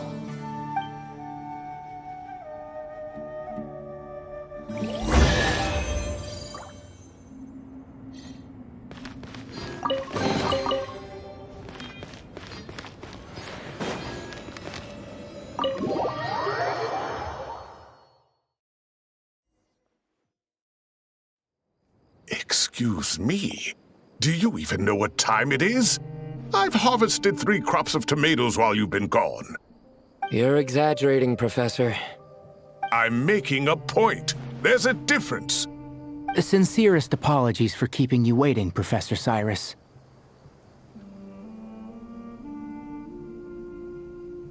See, that's what I call manners. Now, are any of you hurt? Nope. It went way smoother than we expected, actually.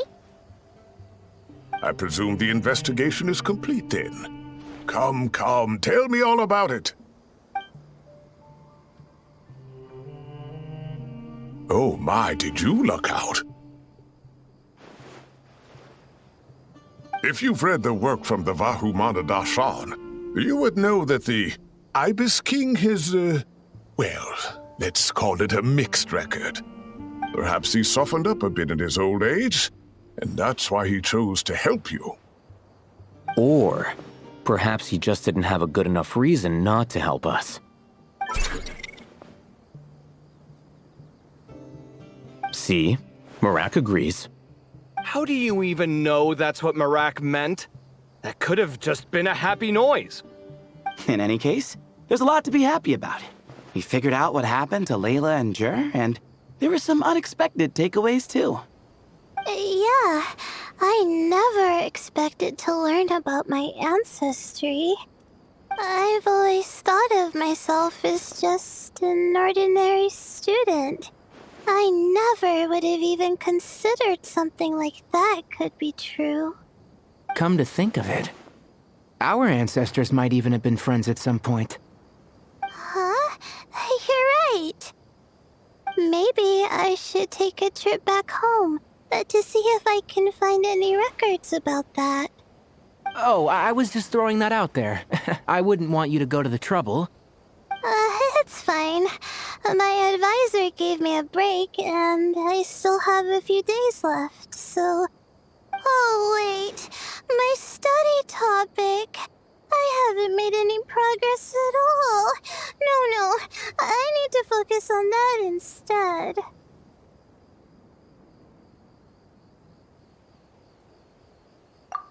Right. Couldn't you help her, Professor? Huh? No, I could never. Me, you say? I'm from the Spatamar Darshan, and I don't think that Nephis or Zahahadi researched the stars. All I have to offer are my homegrown tomatoes. Although I suppose it's not impossible. I can ask a few old friends to recommend some interesting topics. You really don't have to. It sounds like a lot of work. Hardly. A few passing questions while we water the plants? It's no trouble at all. Thank you so much. Of course. Now it's getting late, and you all must be tired. Let's wrap things up here. Some say desert nights are the sun taking mercy on us after the heat of the day. So, let's leave while she still feels merciful.